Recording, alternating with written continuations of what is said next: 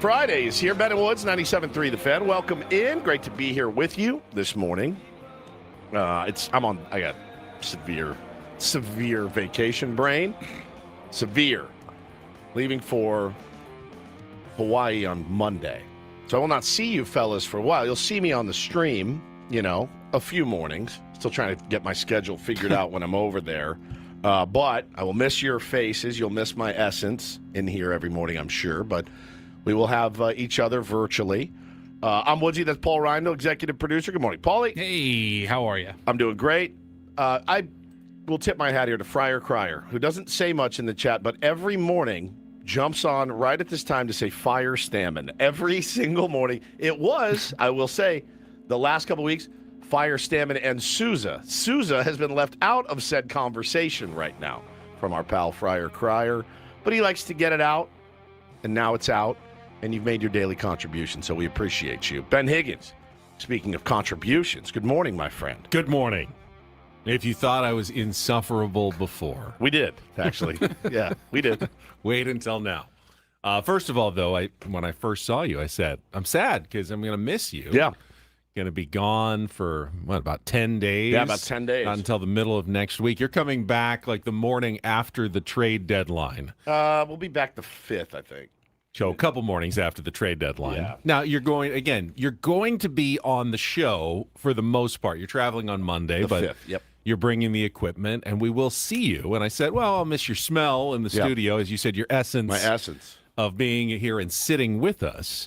But as I started thinking about it, even having you on the stream with us for 4 hours is still probably more than I interact with most people in an entire week. Sure. So I guess I shouldn't be that sad. You're not really exiting my life in any meaningful way while you're on vacation. And hopefully the tier ones feel the same way, that you're still going to be a major part of their life, even though you're going to be doing so from tropical Hawaii. Yes, I have not looked at the weather yet. Don't really care. If it's pouring rain, don't care. Hurricane on the way. Oh, is there? Yeah. Is there? Mm-hmm. For real? Yeah. I believe it's Hurricane Fausto is cooking through the Pacific and headed directly toward Hawaii. I don't know what day it's supposed to arrive, but my guess is Sunday. That Monday. was what Megan Perry said. So hang on. So last year you dealt with a potential tsunami. Was that last year or 2 years ago? Last year. That was last year, where they had the tsunami warning, and you had to be evacuated all night and get to high ground just in case. So gnarly. Fortunately, you did not end up in the middle of a tsunami, but this year, potential hurricane heading your way through the Pacific Ocean toward Hawaii. It doesn't surprise me. I was telling you a little bit before the show. Like you guys know this, when you go on vacation, and this is a big vacation, right? You're gone for a long time. We have to set up a house sitter. Yeah, we had a lot of stuff that popped up that we had to handle this week before we left. And it's Murphy's Law, man. You're leaving town, things start to fall apart. Our washer that had been broken, so the timeline of that was it would start the spin cycle, and then you would just hear ga ga ga ga ga ga ga ga ga ga ga. So you'd have to run in and lean against it, right? We've all experienced that. Unbalanced. Guy came out, oh, man, sorry, brought the wrong suspension rod. I'm like, I don't know. All right, I'll see you the next time. So then yesterday was the day he showed up to fix it. Now, here's where I get in trouble. Hannah's gone. She's taking the kids to the dentist. Got to get the dentist appointment. There's so much crap piling up. He leaves. He's like, all good. I'm like, all right, man, see you later. I give him a tip, and he leaves.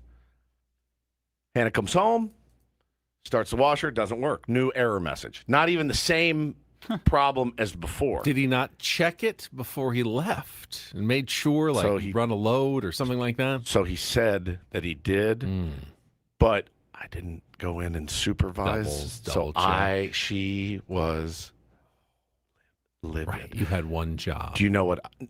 I didn't know I was supposed to. To make sure that when the repairman left, that you had a functioning washing machine. So I got an oil change yesterday. Should I have then pulled out, popped the hood, and double checked? Or did we pay for the service? That's a good point. did the service that I just paid an exorbitant amount for, should I trust that it's done? Well, if you left your oil change and the car was Sputtering? smoking and sputtering, then you probably would have said something before you left. So you are testing their work as you're driving out. But it would be like me pulling out, going to get the dipstick, pulling it out, looking at it. All right, nice work, fellas. Even though they already did that because they always do it and show they put it on their hand. Like I know what that means. Right. So I had to get the oil change. And then I would like to ask you really quick about the oil change. Over or under? Let's play this game.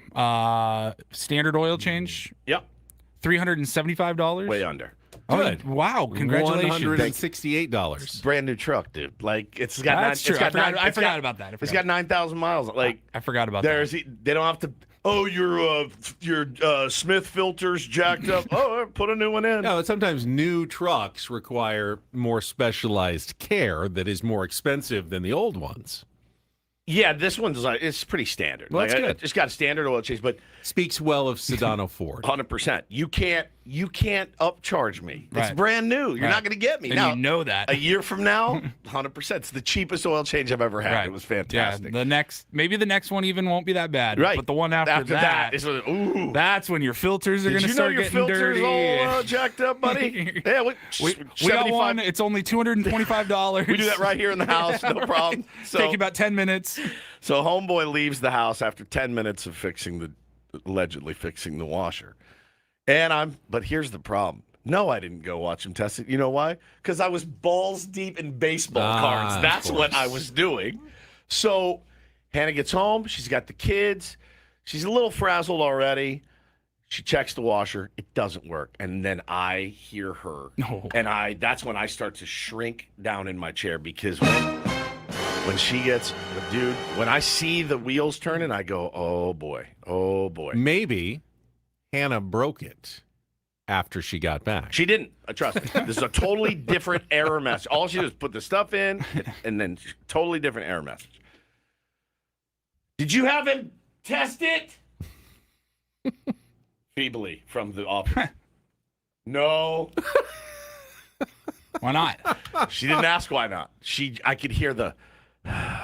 So then she gets on the phone. I mean, you would assume that I thought he would do it. testing the final repair is part of any repair person's job in any field, whatever you're fixing. The last thing you do is you check and make sure that it works before you leave, right? You just check and make sure that it works properly. So she gets on the phone, and I won't say the name of the brand because I don't, it rhymes with schmag. So nobody was going to know what that is. But there's your problem right there. You've seen that repairman guy. He does nothing. Yeah, it's true. Never worked a day in his life. That's true. So doesn't know how to fix anything. Yeah, that's a BS commercial that they run.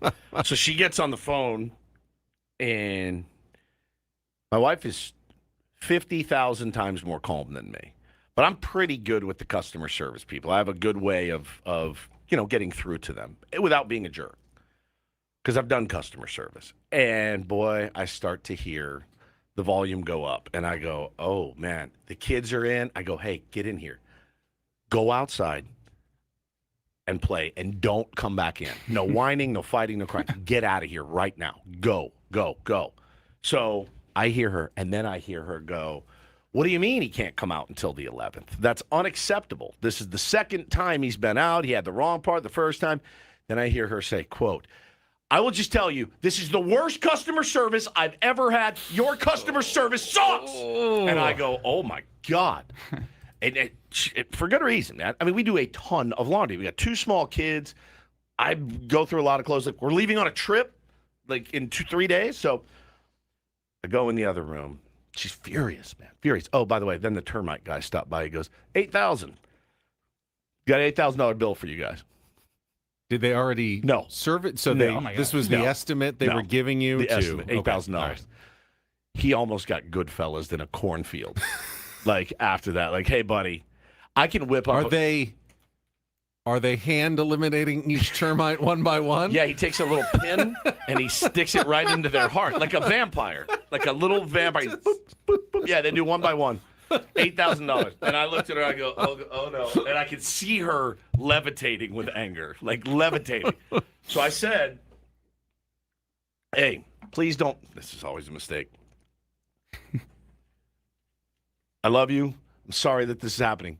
We do need to decide on something to feed the children right now, okay? It's like 6 o'clock. Let's feed the children. She goes, get whatever you want. I'm not. And I go, you're going to let this ruin our whole night. And she's like, I'm stressed. And I go, listen, can I help? She goes, yeah, fix the washing machine. And I go, all right, hang on. So I call my beloved Alex from B&B Appliance. Shout out to B&B Appliance. B&B Appliance. Why? Simply the best. Alex is the one that saved my life at Fantasy Camp. So here I am. Heimlich maneuver. The Heimlich maneuver. So here I am, 6 o'clock on a Thursday night, calling Alex at B&B. What's up, Woodsy? Look, what are you up to? Oh, I was just sitting by the pool with my family. I'm like, I'm so sorry to bother you, dude. I'm so sorry to bother you. What's the chances? I walk him through the whole thing, and he's like, oh, hang on one sec, man. I'll be right back with you. Give me the model number. Dude, he crushed it. Calls back, sending a guy out today. And so I go to Han, I go, I got it. Took care of it. Big hero. The big hero. And so the guy's going to come out today and handle the washer, or the washer. But do you feel at all guilty that there may be another customer out there who had their repairman ripped away they could send it to the Woods home? Squeeze us in. Oh, okay. They're going to squeeze us in. They're not inconveniencing any of their previously scheduled customers. I told him, I said, dude. It's very heroic of you. It was, I thought. You should be rewarded. I should handsomely. be. I will say, knock on wood, got my washer and dryer from B&B. The best. Like a decade ago, and I have had zero problems. They're the best. It's been fantastic. And Alex is such a great dude. Again, literally saved my life. Yeah. Like, it's not, I don't say it in jest. It was him and me in the cafeteria. That was it. If he wasn't there, I probably would have choked to death. So, I owe this guy anyway. Yeah. Now he owns me. Now this guy's like, hey, I'd like to come in and do foreplay with you. It's done. It's done. Whatever you want, Alex. But so I think we got things handled. But, man, right before vacay, things just start. I'm fully expecting a blowout on the freeway. You just can't get on the plane fast enough on Monday, flying right into the eye of a hurricane, apparently, as well. So look forward to that. Never a dull moment in the Woods household, but never a dull moment with the Ben and Woods program. We have a very special announcement this morning, do we not? We do. Last night, I told you I was going to the San Diego's Best Union Tribune Readers Poll Awards. Drum roll, please. Went to the Town and Country in Mission Valley, which, remember, we were giving away the staycation last month. Yep. Place was popping. I mean, I guess with Comic-Con in town. Oh, yeah. Everybody, the pool, the water slide, the restaurants, everything was packed. We're over at the convention kind of ballroom area, and we sit down for the program, have our convention dinner, and then they go into the awards. It was a duo of kind of a braised peanut butter and jelly, a braised beef, like a short rib, and then a chicken as well. So you had both of them with mashed potatoes. Oh yeah, good. The broccolini was a little undercooked, but the beef was quite good, I thought, and the chicken was. Save not so dry. By the way, Paulie. Oh, I will. Not bad at all. The beef was quite good. Quite good. Everyone was happy with the meal. They waited until we were being served dessert to get to the awards. What was dessert? It was like this cream pie? Chocolate disc thing. I don't know. A disc of chocolate. Yeah, it was kind of maybe like a souffle at the bottom, and then might have it wasn't. It was heavier than a souffle. It wasn't quite a lava cake because it was cold. It was chocolate disc. A chocolate disc. That sounds amazing. It was a wafer, a chocolate wafer. It tasted like chocolate. It was fine. I ate about half of it and moved on to the awards. Our competition was actually hosting the awards program. Frankie Bizzle and Gina the Latina. And that is a thankless job. I wanted to give them both credit for standing up there in front of a very distracted, loud room that isn't paying that much attention to them. No. And trying to keep a good attitude through the whole process. Is there any MC job that's not thankless? No, Not really. no. They I mean, all- hosting the Oscars is, They call that like the most. That's like the most thankless job in all of like Yeah. entertainment. You know, Billy Crystal made a good career and a living off of it. You Most get people killed. enjoyed him, Yeah. but yeah, you can't make anybody happy. But really. their job is just to keep things moving. So they go through all the categories like home repair, all the finance, the banking, the legal. Congratulations to Attorney King Amanpour for his big win last night. And then they get to the media category, and we are nominated in, I think, 3 different categories. And congratulations to Ben and Woods, San Diego's best sports talk radio show. yeah. Molly, we've got the certificate there. We were also listed as favorites in 2 other categories, morning radio and drive time radio, I believe. Did not win those. We did not win. We were finalists, but we lost to, I think, KPBS. So all right. people love their morning commercial-free news, apparently, on KPBS. And then in the rare double... That's the Ben and Woods. As you can see, we were the only nominee in the sports talk radio category. So I had a good feeling we were going to win once it came up. We ran unopposed. We ran unopposed. No one else was actually nominated. Why did you have to stand up and wave? Yes, They they wanted told you you to stand up and be recognized for the win. And then in the rare double, I was also nominated for best sportscaster, local news sportscaster. And I also won that last night as well. There were other nominees. There I am, once again, standing up. Man, And those are my KGTV colleagues at the table with me. what a night. Standing and getting some half-hearted applause from a room that isn't paying attention. Yeah. Kind of looking around going, what am I supposed to do? Am I supposed to wave? Am I supposed to No speeches. clap for Thank myself? God. There was no speeches, no time to go up there, but yes, it is nice. Thank you. You love me. You really love me. Yeah. So. Man, that's fantastic. Very proud of you. Thank you. Proud of especially us. Proud of us. Certainly. I mean, we didn't even have any competition. We worked extremely hard for that award to beat no one. To wipe out all of our competition? Yeah. I guess there's something to be said I mean, for that. is it because we're so good that no one else was even Nominated? considered to be nominated? Like all the nominees that were in, and the readers submit all their nominees. They were all just Ben and Woods. There literally wasn't another show that was nominated in town. So I didn't see any. You should have. I needed pictures of you like passed out at a hotel with the award in your hand, like groupies around. How was the groupie scene there? There's there was a few tier ones who came up to me. Yeah, somebody sent me pictures of you. by The way. guy who won for family law gave me his card and said, hey, if anybody at the station needs any family law services, he would love to take care of us. So, you know, if you've got any, domestic problems. That's my wife, actually. Maybe after the We've got washer that. situation. I think Marie came up to me. She's the one who sent the socks poem. Do you remember the Oh, my God, poem about yes. socks? She was was there. so good. The You tell her I great loved poem. it? I told her. I said, we read it on the air. She said, I didn't get to hear it. Is it online anywhere? And I said, it is. I just don't know what date. If you can It was last week. remember which date it was, we could probably go back and find it. But All I right, couldn't well- tell her exactly what day we read it. I didn't remember. It was the day we signed our extension. I think it was that Friday. Was it? Yeah, it's the only Friday that Adam was in because he takes Monday and Friday and Saturday and Sunday off. So he works Tuesday, Wednesday, Thursday. Monday he's off. Friday he's off. So, but usually I would say it would be one of those days, but he came in to surprise us with our contract. It was that Friday I read that poem, I do believe. If that's So the last day, Friday. then that's the day you go back and try to find it. My colleague Kimberly Hunt was a finalist, but she didn't win. Carla Cicchetto won for Best like News Carla. Anchor. Kimberly won the year before. I mean, I think she should win absolutely every year, Sure. but not sure, what the final totals were. But congratulations. All the nominees are winners, but especially us. Yeah. because we actually won. So Woo! Man, it feels good. Feels real good, I gotta Does. say. But Suck it.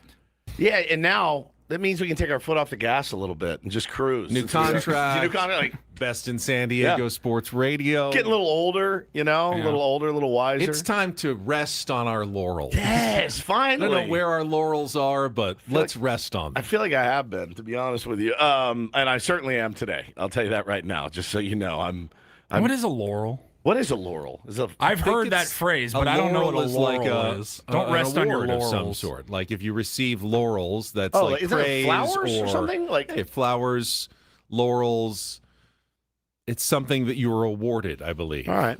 Well, I'm very pleased because I would have been very mad if we didn't if we didn't win. So I guess I have to be pleased that we won. So thank you, Union Tribune. As I said last night, it's better than losing. Oh yeah, 100%, 100%. Because I've lost before as well. Yeah, Like we've last lost. year, I lost to Brandon Stone. Yeah, we've Kansas. lost. So it We've lost didn't feel before. good. We've won to we lose. won this one like every other Every year. other year, Yeah, every like 2 to 3 years. 8 years. I think we have 4 of them now. Oh, we have 4? Yeah.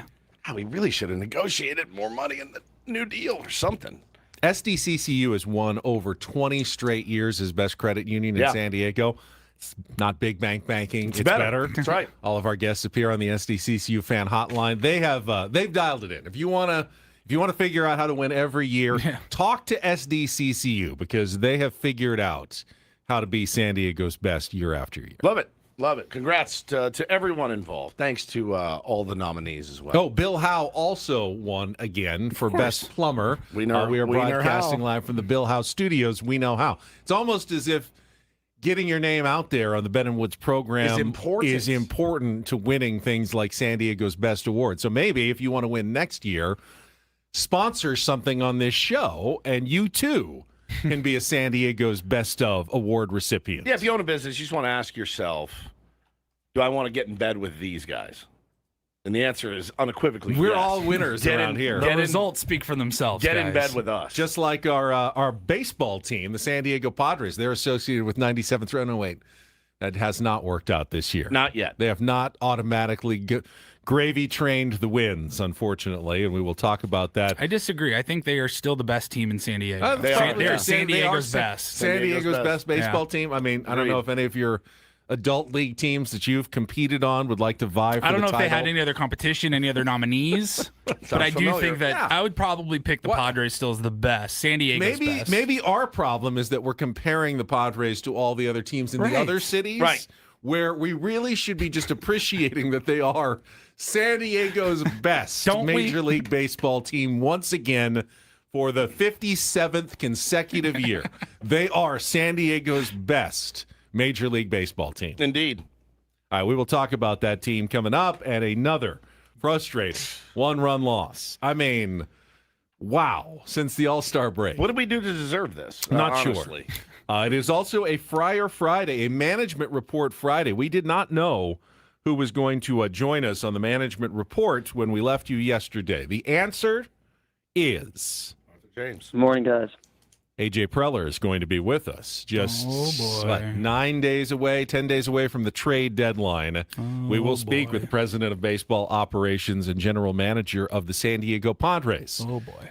Hold his feet to the fire, or at least try to get an idea of where his brain stands at this point as we approach what is probably going to be a selling trade deadline unless something dramatic changes over the next few days. But we will talk about it all coming up with Ben and Woods. Set the menu for the rest of the program as well on San Diego's #1 sports station and San Diego's favorite sports radio show, Ben and Woods on 97.3 The Fan. Well, while we're talking about people in bed with Ben and Woods, let's talk about insurance. Very sexy topic right at 6:24 in the morning. But listen, very, very important if your company has more than 25 employees, whether you're the owner, the CFO, the HR manager.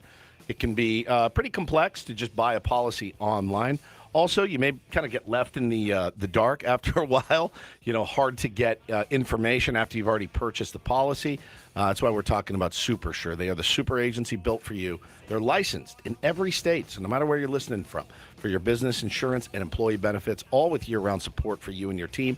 At supersure.com, you can access their tools like the fine print facts, translate your current policy into plain English so you can see what's covered and what's not. Plus, the business value calculator so you can estimate what your business is worth and you know what actually needs protecting. Go to supersure.com, one super agency, one powerful platform. All your policies in one place. Go to supersure.com. That's supersure.com, paid for by SuperSure Insurance Agency, LLC, a licensed insurance agency.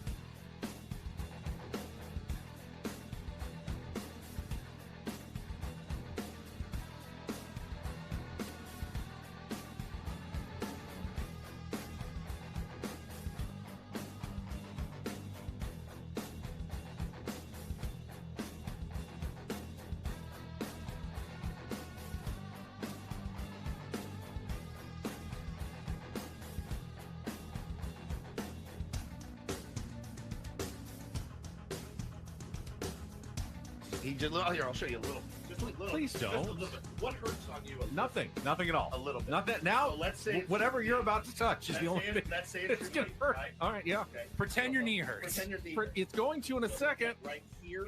Oh, that is not pleasant. Hey, player, this is all yours. This room with this view. This speakeasy with this cocktail. Hey, could you make that too? The spa with this. Ah. And this pool on this roof. This is all for you. The all-new Hamul Casino Resort, now open.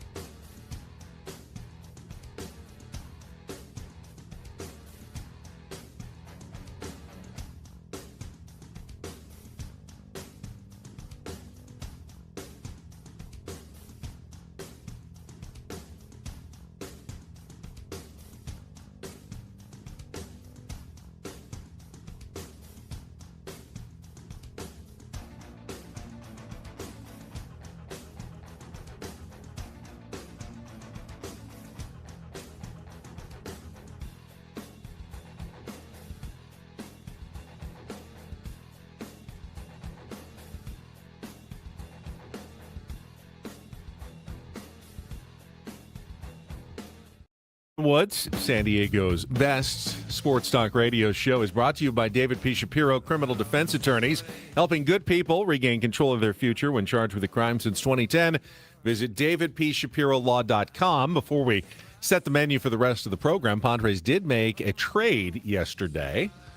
If anyone saw, they have sent pitcher Ron Marinaccio to the Pirates for international draft pool consideration. So bumping up their bonus pool to sign international 16-year-olds in exchange for Ron Marinaccio, who had been DFA'd a few days ago. So the Padres were eager to find him a new home. Otherwise, he could have just gone anywhere else. It does tell you that there was enough interest in Ron Marinaccio that the Pirates had to move ahead of the line. You could have just waited and claimed him off waivers, but I guess they felt like they wouldn't have gotten him, so they decided to up the ante by at least giving the Padres something in return that A.J. Preller presumably can use, which is extra international draft money. Yeah, so they somebody tweeted, oh, you guys wanted Mason Miller, but you don't have Mason Miller money, so you got Ron Marinaccio. There's a Pirates blogger that has been, like, unloading on the Padres over the last week or so, and he's very, very misinformed, but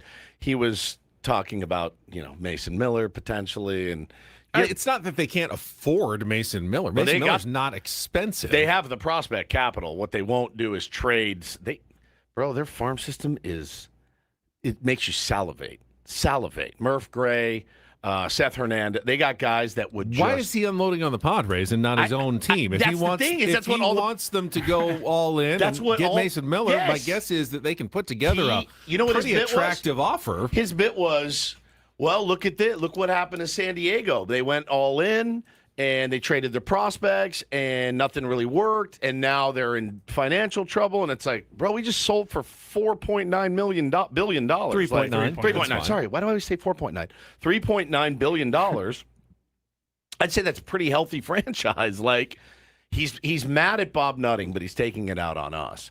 But man, I'm telling you, I covet about 5 guys in their minor leagues, but yeah, you're gonna have to spend money if you're Bob Nutting. This is the year to do it with the Pirates. They're young pitching. They got really good offense.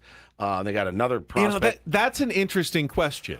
Is this the year to do it for them? The Pirates aren't in that big of a different position than the San Diego Padres right now.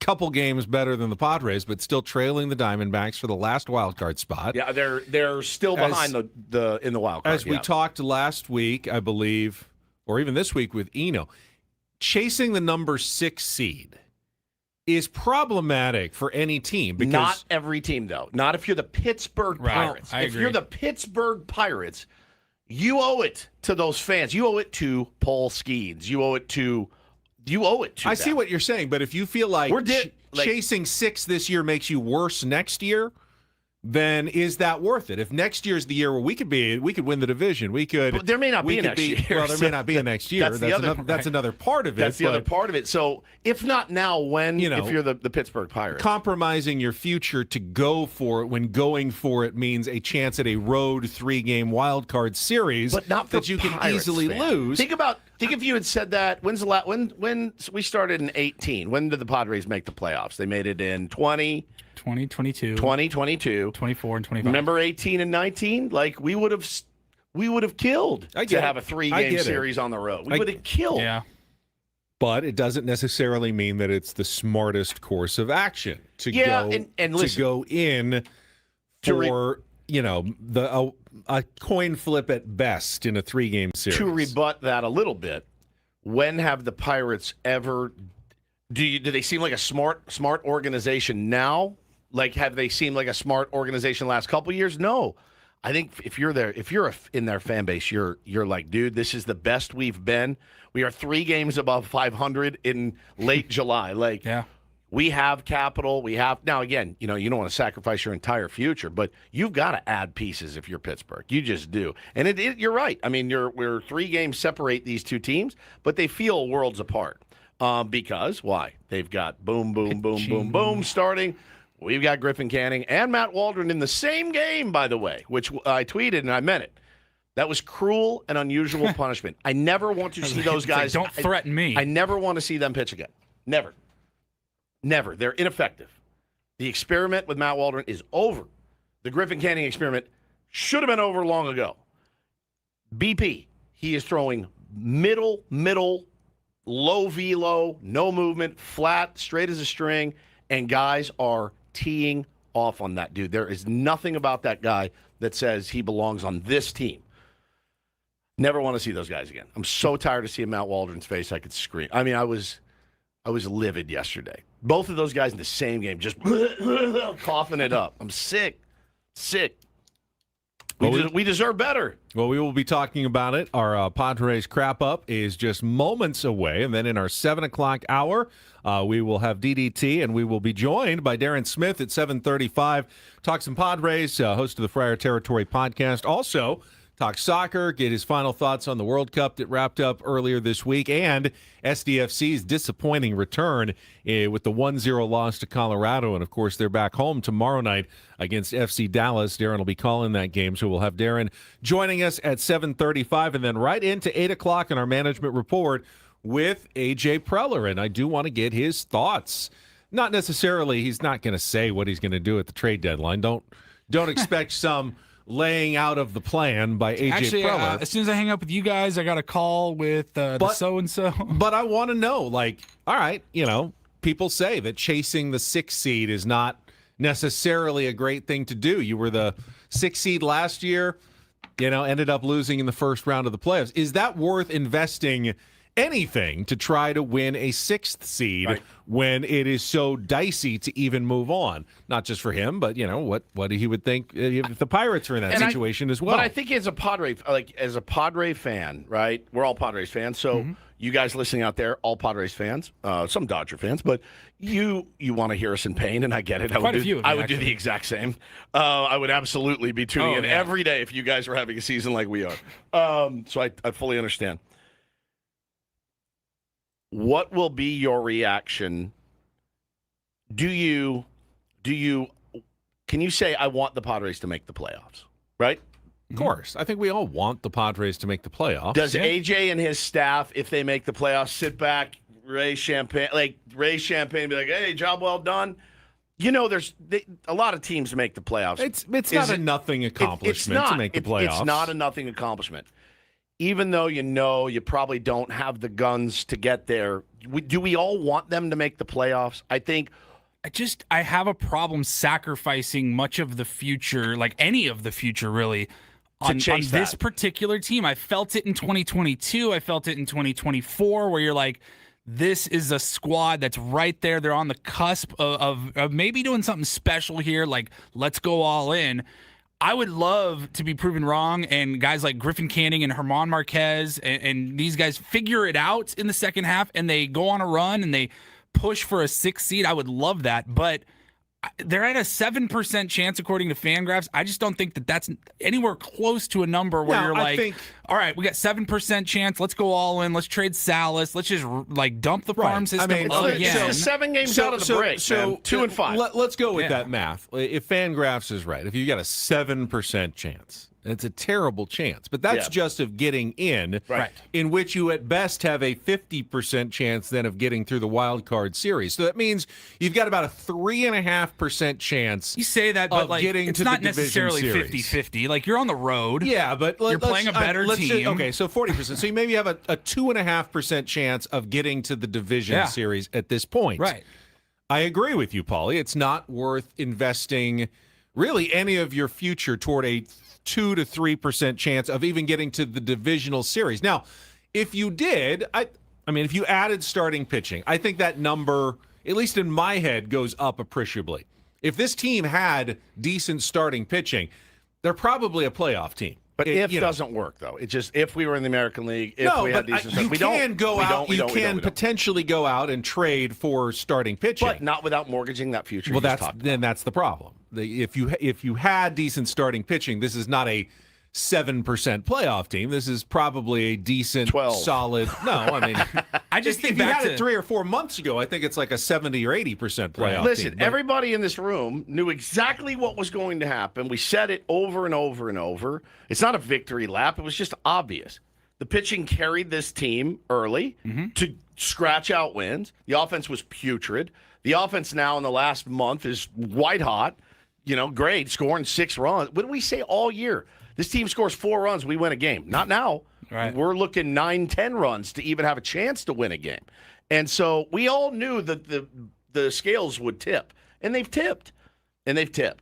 And, you didn't address it. You don't have anything coming up. We knew the offense was better than it was showing. 100%. It was. Right. It's gotten. We knew the pitching wasn't as good. Was not as good, but especially without Joe Musgrove and Nick Pivetta. And we're not talking about a roster where you're like, you can easily identify 1, maybe 2, maybe even 3 areas that on the roster that need to be addressed. We've had that in the past. Like, man, if we can just go out and we get got a first baseman, right? A first base bat and a pitcher, we are set. This team, there's like 9 different spots. You're like, all right, if we can just get 4 starting pitchers and a couple of bats at the deadline, this team could go on a run. And you're going to need pieces in the bullpen as well. Yeah, the bullpen there's so much that's needed. All these other teams that are contenders, the Padres have been in that position in the past, recently in the past seasons, where you're like, we're so close, we're right there, let's go for it. I have never felt it this season with this team. The dilemma is if you could snap your fingers and make the team healthy again with Nick and Joe and Jason Adam and Jeremiah Estrada and Ramon Laureano, I think it's a pretty decent team. I really do. I think they're a solid, not just playoff contender, but they can make a run. We'll never know. and it's too late, and they're not going to all be healthy. I mean, it would be a miracle if one of those two guys came back in the starting rotation and was effective. If they both came back and pitched effectively, then I could sort of see a world where, yeah, maybe this team is good enough, but you can't count on that. How could you possibly count on that at this point when they haven't even gotten to the point of facing live pitching? Maybe this week, live batters, maybe a rehab assignment in a couple of weeks. It's just not enough to go on, for the San Diego Padres. I felt it at the time when we found out in spring training that Joe wasn't going to start the season. And then 4 starts in, Nick Pivetta was out long term. Did we not all have the sinking feeling like this might be the death knell for the 2026 San Diego Padres? And then I was actually encouraged by that stretch that they had.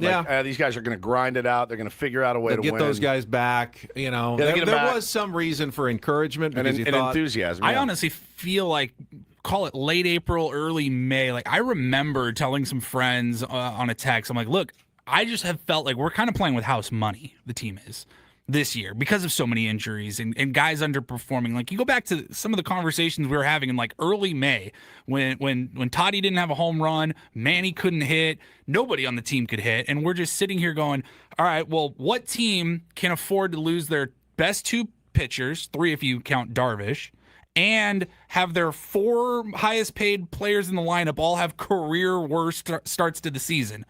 That team's not supposed to win anything. So they were kind of playing with house money to begin with, I thought.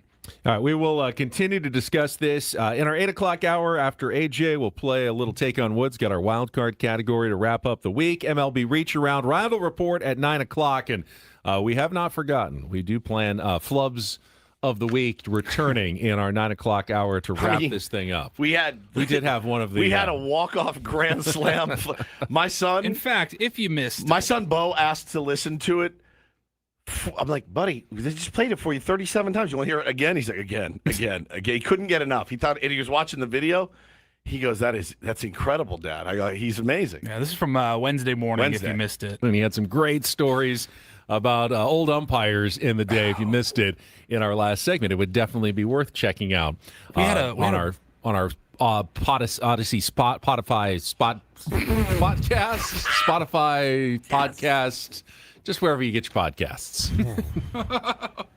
Little glitch there. There's San Diego's best sportscaster for you right there. Just one best. I mean, that is best in San Diego. He's red right Doesn't now. say much for the rest of San Diego, guys. I'm sorry. How bad is this market, man? Holy cow! On our Odyssey Spotify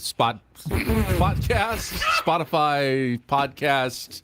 Just wherever you get your podcasts. Woo! Let's check traffic when we come back. Our Padres crap up another 1-run loss for your San Diego Padres next year on 97.3 The Fan.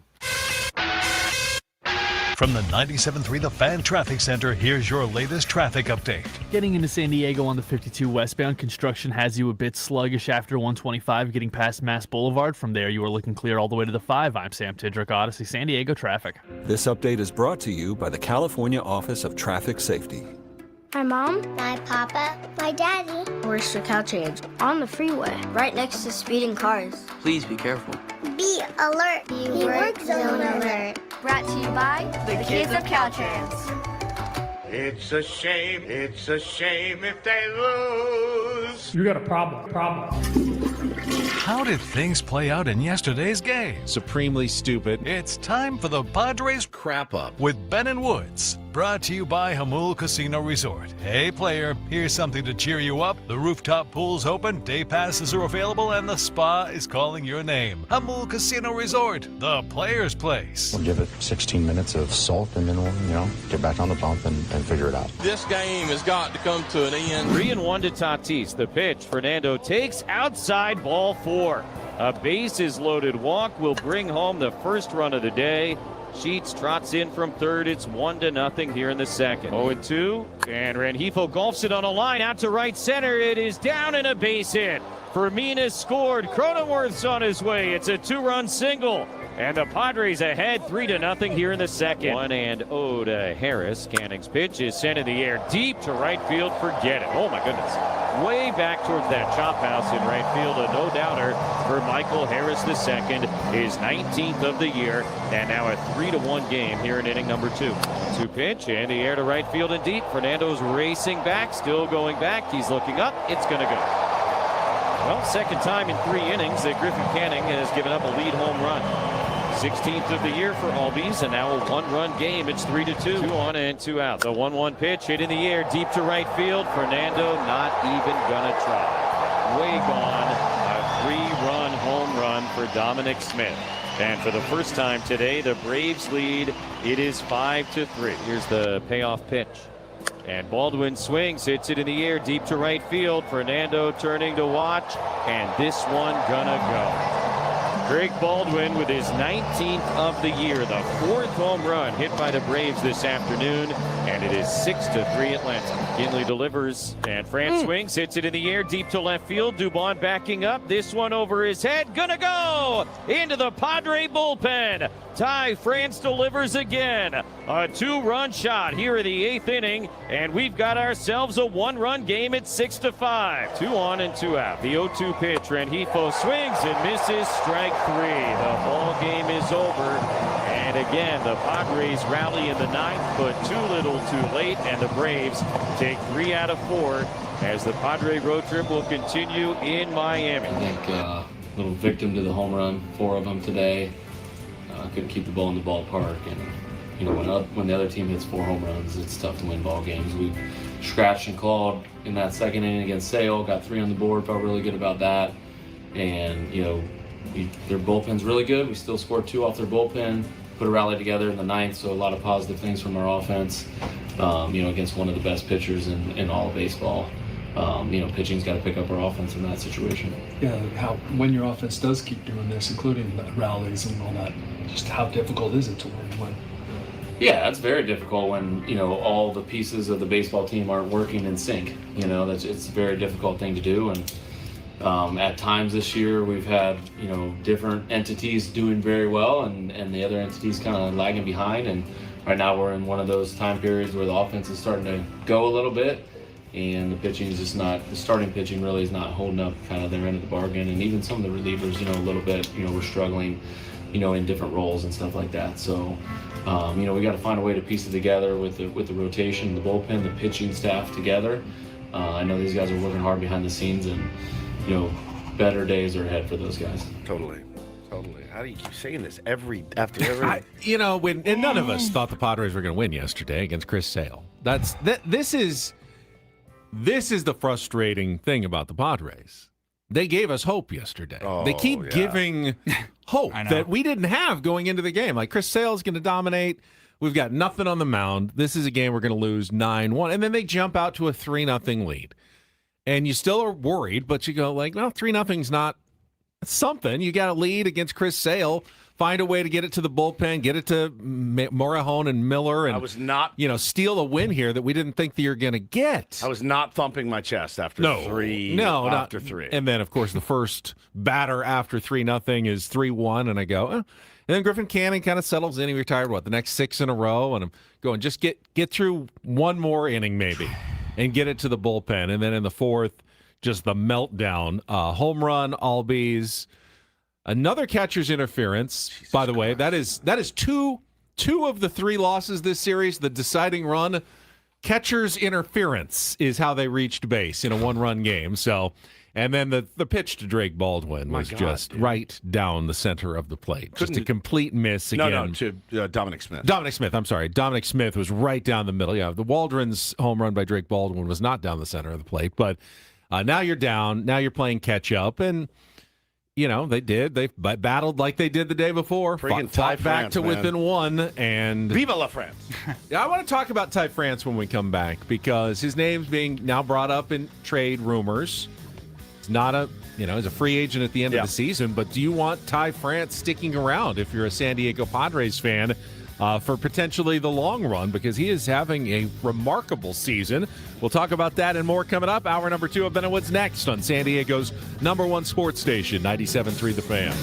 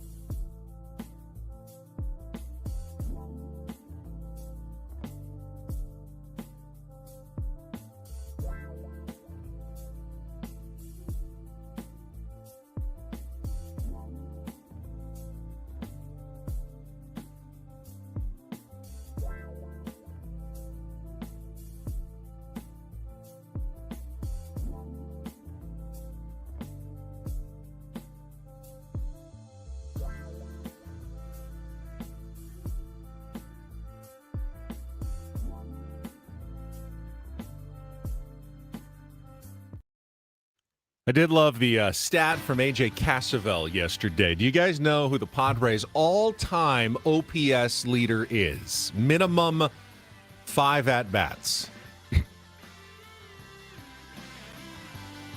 5? Yeah. Christian Villanueva. Luis Rengifo is the Padres' all-time OPS leader. What a pickup. Minimum 5 at-bats.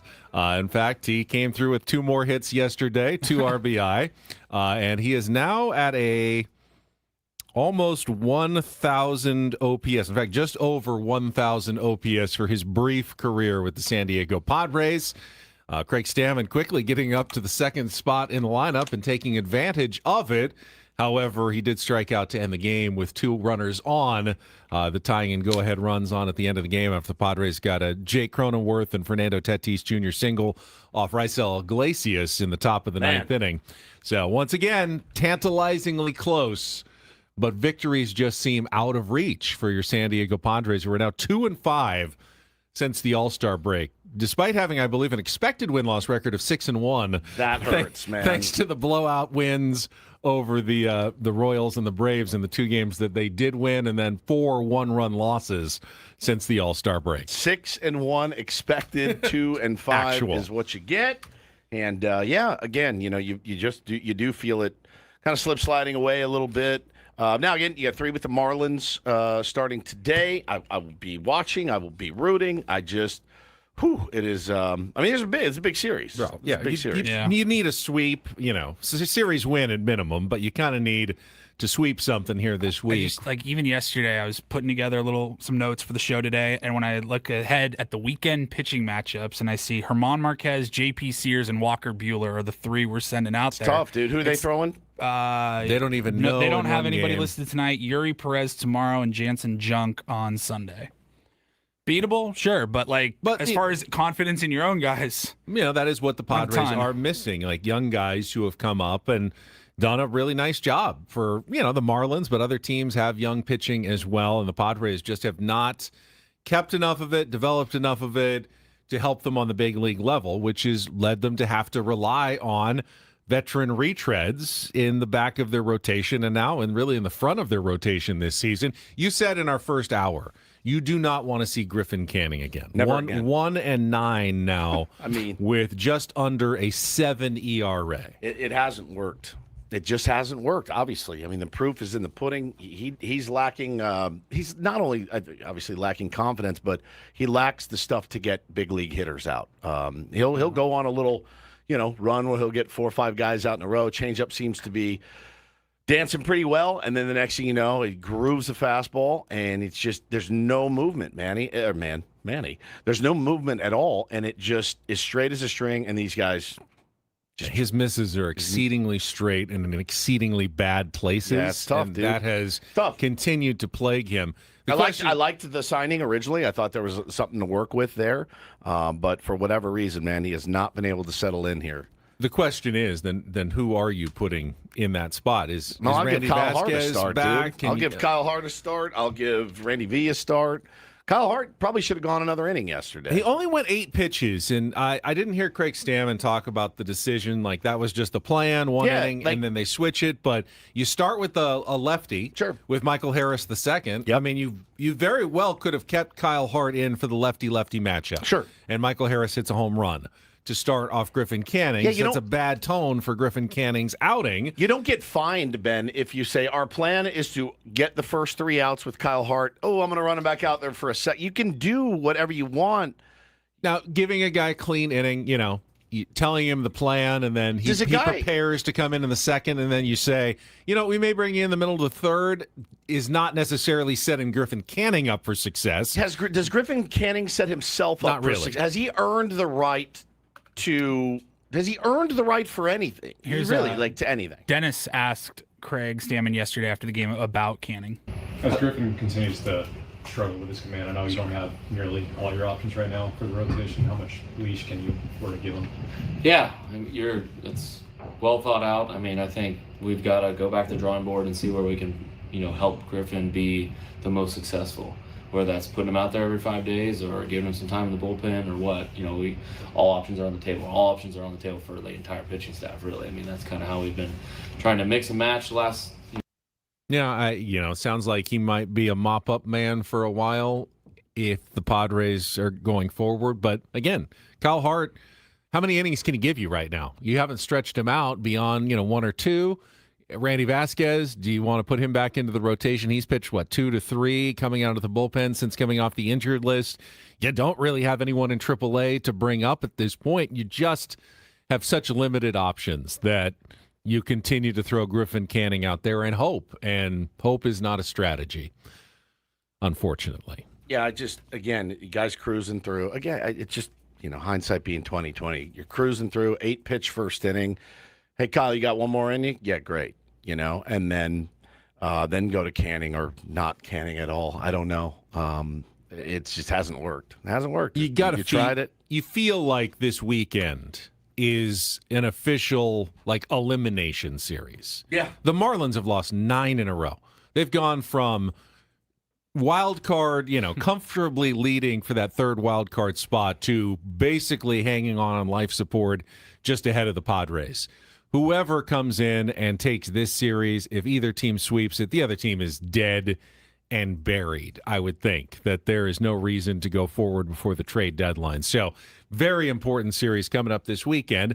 Beyond that, though, the Padres will have to make some decisions at the trade deadline and for next season. And I wanted to ask you guys, Ty France now has an OPS of almost 900, 16 home runs, and has continued to produce defensively. He once again leads all first basemen in outs above average. Despite not even playing there regularly at the beginning of the season, he now leads all first basemen in outs above average defensively. Won the Gold Glove last year. Is Ty France a part of the Padres' future, or is he his trade chip to get what you can for him for the rest of the season? What is your feeling about Ty France? Well, I mean, again, if we had, I don't want to pay Ty France a king's ransom, certainly, and lock him into an 8-year deal till he's in his mid-40s at $36 million a year. That's not something I want to do. Correct. That being said, I think you see what you can get for him. I think he could help a team, even if it's off the bench. I think he could greatly help a play. What would the Pittsburgh Pirates do for a Ty France? I mean, they need some offense. They've got some decent offense, but they need some more help. What could you get from? He's this year's version of a Ryan O'Hearn, right? Like a bat that could be available at the deadline, and he'll still be a free agent at the end of the year. Sure, right. Even if you trade him, you could try to bring him back. I just don't know with Ty France's kind of up and down career. Will one season greatly impact his free agent chances in the offseason, or do people feel like Ty France is what Ty France is? We did hear from, I think it was Eno, that Ty France manipulates those outs above average and defensive metrics a little bit. Smart. Like he's very smart about it, but his positioning gives him an advantage. Manny's also tied for lead at third baseman in outs above average this season. So defensively on the corners, the Padres have been quite good this season. Is that someone you just want to keep on the roster long term? Long term? Yeah, I mean, like a 3-year deal. No. Definitely a 1-year deal. I sell high for once in your life. For once in your life, sell high. Once. Just one time. Sell high. Try it. I don't disagree, but you need players for next year as well. You're gonna have to then go out and find more players. Gavin Sheets may be a free agent as well, so you're going to need to find a first baseman in the offseason. Is there going to be better options out there than Ty France? He might be your best possible option to be your first baseman next year. Maybe not better, but Ty France will be one of those guys available. I think you can find another Ty France, can't you? Don't know. I mean, you can't find a 900 OPS guy. It's true. Now, I think the fear is you go and sign him to a 2 or 3 year deal, he goes back to being a 680 OPS guy, or you don't sign him and then he signs somewhere else and he's an all-star next year. That's always the dilemma. Like you pay for him and you don't get what you pay for, or you don't pay. I mean, who wouldn't have wanted to have Ryan O'Hearn back this year based on the season that he's had with the Pittsburgh Pirates? He didn't pay for him. You felt like, probably a little too expensive for what you're going to get.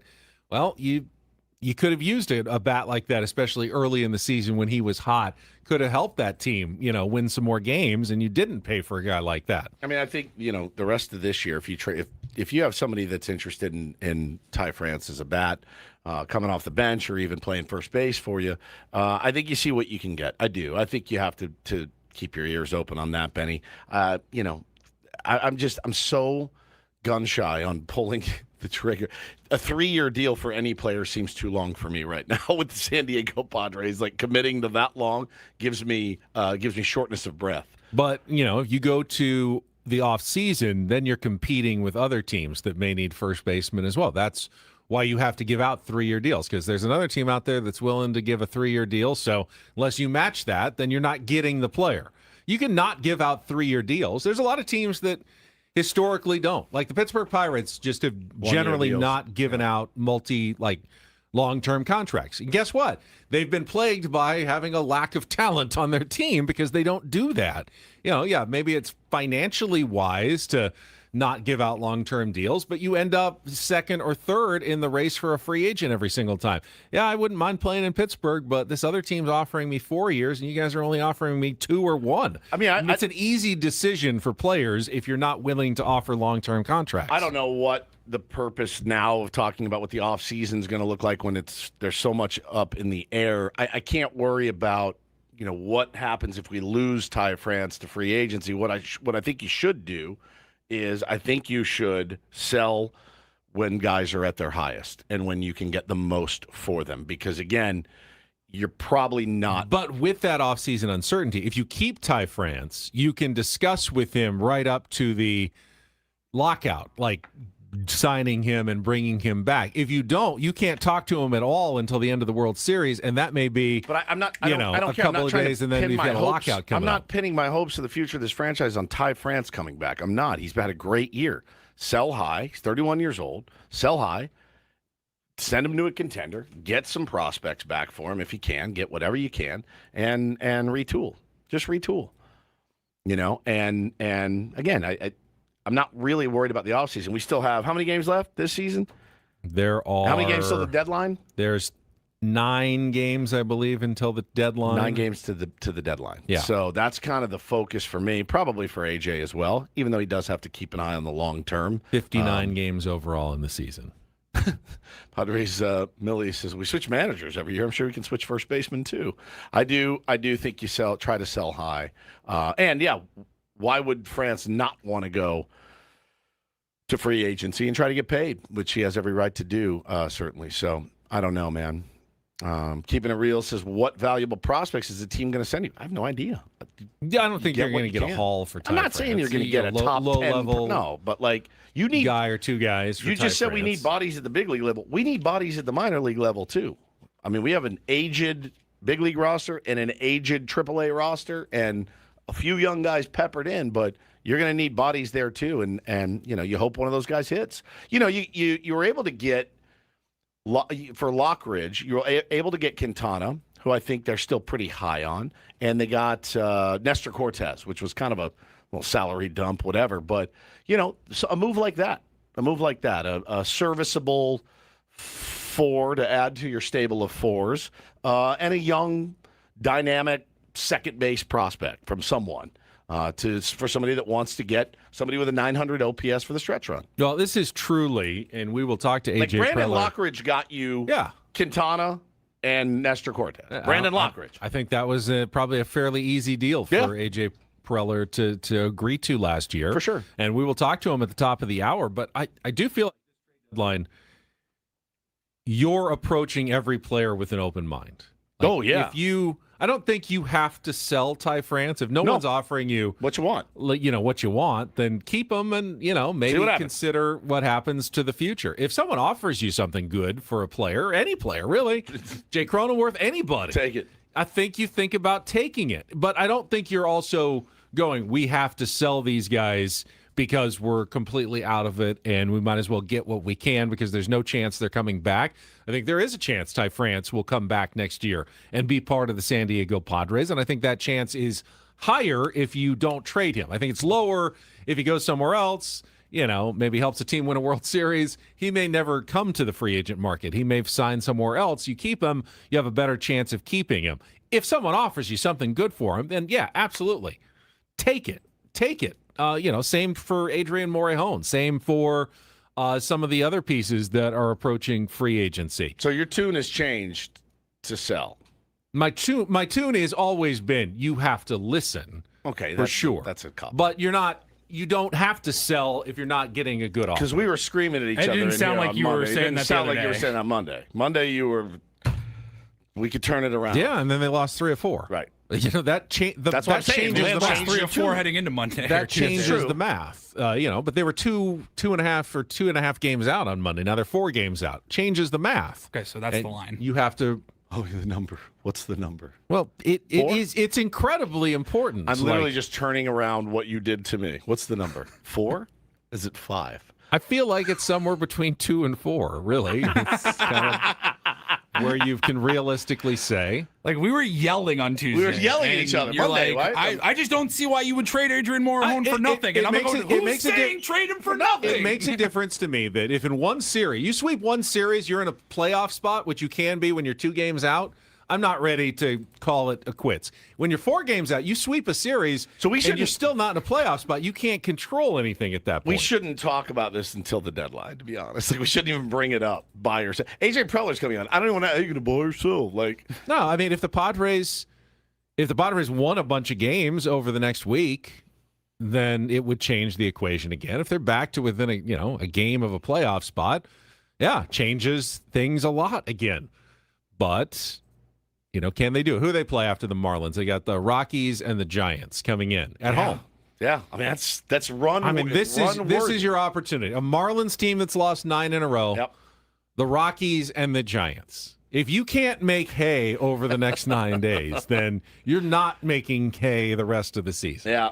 This is absolutely it for the San Diego Padres. We have given that hard deadline. This series is going to really determine. Actually, this series is going to really. Now this series. And I would, if I had thought the Padres are going to go 2-5 coming out of the break, I would have thought there would be 7 or 8 games out at this point. True. The other teams have no chance whatsoever. Themselves. Thanks to other teams also struggling, you're still on the fringe of being, a playoff contender if you have another good week. So yeah, we have kicked the can down the line a little bit. We kicked the can down the line. We also said, essentially, man, this team's gonna hang around 500 in these next 8 games. Now, no, they're 2-5 out of the break is not. And I'm sure AJ Preller, who we'll have on this morning at 8:35, I'm sure this start to the second half has made him sick to his stomach. I'm sure it has. I'm sure he's livid about it. He won't say it, but I'm sure he is. David J. says, I'm about 8 minutes late. Ty France is a guy you 100% trade, and then you can think about him on a 1-year free agent deal this winter. Ben said he wanted 8 years, $36 million a year. No thanks. All right, let's get to Don't Do This coming up next. The Portland Trailblazers are really setting new lows for being as cheap as they possibly can be. Yet another story coming out yesterday that I want to get to. Got some awkwardness in the Twins clubhouse as well. That's coming up next. Broadcasting live from our Bill House studios. We know how. It's Ben and Woods on San Diego's #1 sports station, 97.3 The Fan. First, though, when your baseball team is in the hunt, every decision matters. Preparation shows up. Mistakes get magnified. That's the same mindset people need heading into retirement. Once you're close, there's less room for error. Market downturns, inflation, or poor timing can have a bigger impact on everything you've been getting ready for. That's why Trajan Wealth helps people prepare before it's crunch time. TRAJANwealth.com. Their fiduciary advisors help build income and retirement strategies designed to weather volatility so you're not reacting under pressure. They're local, independent, right here in San Diego with offices at Liberty Station, Carlsbad, and Escondido. If retirement is getting closer, hey, now's the time to be proactive. Start by calling 1-855-TRAJAN1. That's 1-855-TRAJAN1. Or just go online and check everything out at TRAJANwealth.com.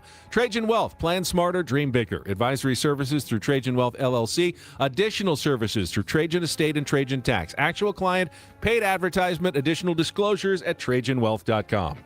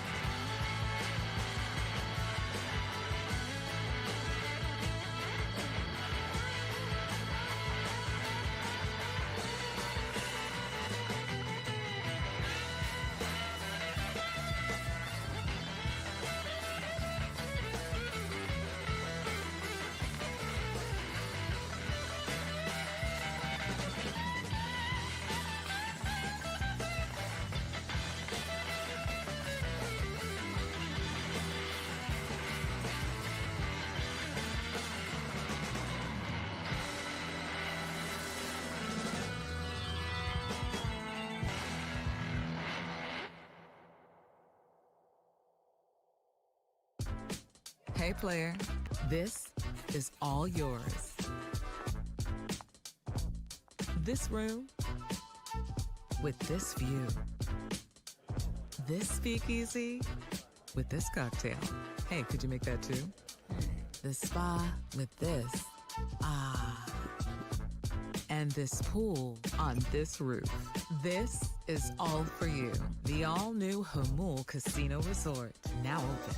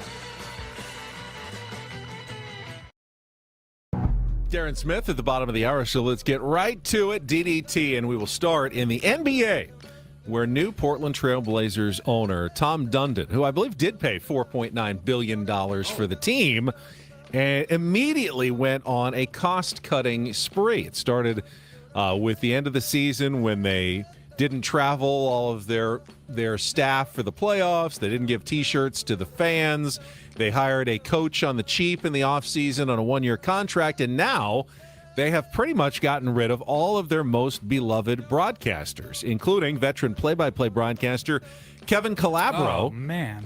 Paul, you'll remember he best. was like 22 years with the Sonics and has been with the Blazers since 2016. Good. Really good announcer. He said, of his contract, it was an easy decision. Not worth my time, the offer that they gave me. I mean, he was like growing up, obviously, I was biased. He was the voice of my favorite team, but he was also like the voice of video games and stuff. I mean, he was a legend. These are good. Travis Demers, radio play-by-play announcer, not retained after 7 seasons. His partner, Michael Holton, let go after 19 seasons. The team also parted ways with Neil Everett, the former SportsCenter host, who's been their TV road game anchor for the last 5 seasons. Cleaning house, huh? Just basically to save a bunch of money. I lowballed everybody. Tom Haberstroh, who is also part of the broadcast statistical what are they doing? analysis. Are they just going to go out and get cheaper talent? Yeah, Are they going to have AI call the games? That's what they did with their coach, and so they boom feel goes like the they can do it on the cheap.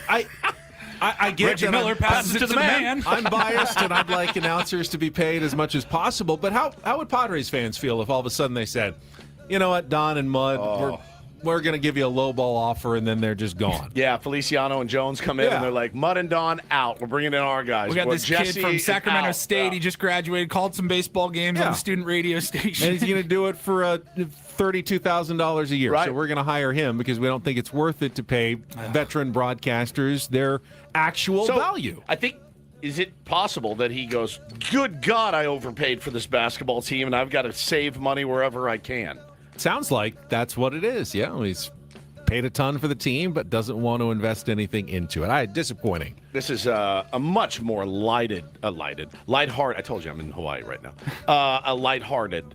Don't do this, but listen. The life of a baseball player comes with a lot of moving parts and a lot of logistics, and I found this fascinating. This made me laugh so hard. This is so good. Makes a ton of sense. It makes a ton of sense. So if you are a young big leaguer or an older big leaguer and you decide to tie the knot, you have to sit down with your fiance and say, listen, you can't, I don't know how good we're going to be this year, but no summer weddings. No summer weddings, right? And nothing like till mid-November, and then if December, nobody wants to go to a holiday wedding. Nobody really wants to go to a January wedding, so we got to squeeze it in. I got to go to Florida in February. 4 of the Minnesota Twins in the same locker room. Brooks Lee, Luke Keeschel, Ryan Kreidler, and Cole Sands, they're all getting married on the same day. Same day. November 14th. Now, in separate locations. So they're saying, how awkward is this in the locker? It's such a good bit. You have to pick. Are you coming to my wedding? Yeah. Go to Paulie's wedding. You Which have one to are you going invite to do? all your teammates, right? Well, right. So, do they stagger them? Like, all right, you got 10 a.m., you guys are at 1 but they're in different p.m. cities. I'll never forget the dumbest, most uncomfortable question I ever asked a Padres player. And I've asked some dumb ones. Was at fantasy camp in the training room. And Jackson Merrill was there, and he was working out early. This was a couple of years ago. And I said to him, he was sitting on the chair, and I go, hey, man, how you doing? How's the offseason? Good, good. I go, oh, did you go to Crony's wedding? He goes, no. I go, oh, just like that. And he's like, wasn't invited. I was like, oh, my God. I was digging a hole. In your mind, you see, all the guys are coming. You're like, and we're partying. You sit down next to him, like, so wait, why weren't you invited? Yeah, 26-man roster, but you've got other teammates, so probably 30 to 35 guys, and their significant others. That's another 70 people possibly at probably your wedding. 250 ahead. You really can't invite the whole team. You really can't invite the whole team. I mean, even if you can afford it, the venue might not be able to support that many people. You actually do have to pick and choose from your teammates who you can invite. Which is awful. And now you got 4 guys in the same locker room like, I'm inviting everyone. I don't care. Come to ours. It's going to be way better, dude. Look what we're having. I mean, it's a nightmare. It's a logistical nightmare. My wife watches all these dumb Love Island, Love is Blind shows. Put a camera in there. That I would watch. I want to see how these guys call it 4 weddings and a funeral or something. I don't know. And go through this, and I want to see how this thing shakes out. The guys getting going, oh my God, yep, here it came. Keeshel's invitation just came, but Brooks Lee got it here first. I don't know what you do. I think it's fascinating. And that is don't. And we're skipping do this to save time for Darren, which is That's our true. do this for a Friday. That was Don't Do This with Ben and Woods on 97.3 The Fan. Yeah, we'll talk to D. Smith about the San Diego Padres, plus the end of the World Cup and the disappointing restart for the SDFC season. All coming up next on San Diego's #1 sports station, 97.3 The Fan. Well, I was lucky enough a couple days ago to go down to Sedano Ford, and it was great, man. The inventory was phenomenal, and I was standing next to a Raptor, and I went, good God, this thing is a big, powerful truck. Of course, I have my new F-150 from Sedano Ford. Very, very pleased to be a truck guy now, certainly. Now, if you're looking to upgrade your ride, listen, you got to get in there. They got killer deals right now. The 2026 Ford Bronco Sport Big Ben, packed with premium pathfinding capability, is just $1 down and only $401 a month. If you need a tough truck, I highly recommend the one that I'm in, the 2026 Ford F-150 STX. It's pretty incredible, and can't believe I waited 50 years to get one. But again, $1 down, $459 a month. Can't beat that. Plus, make sure to ask about absolute 0% financing on select models, paired with 0 payments for 90 days. That's 0 for $90. They're fantastic, fast-moving offers, will not last forever. For more details on these offers, go to SedanoFord.com. That's SedanoFord.com. Don't forget to tell them that Woodsy sent you down there.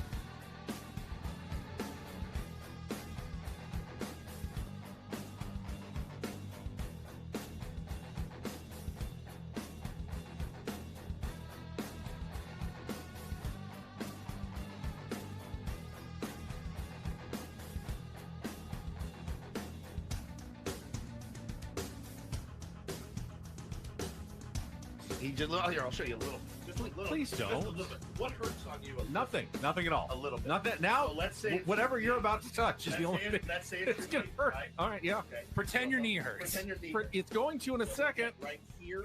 Oh! Oh! That is not pleasant. Hey, player, this is all yours. This room with this view. This speakeasy with this cocktail. Hey, could you make that too? The spa with this. Ah. And this pool on this roof. This is all for you. The all-new Hamul Casino Resort, now open.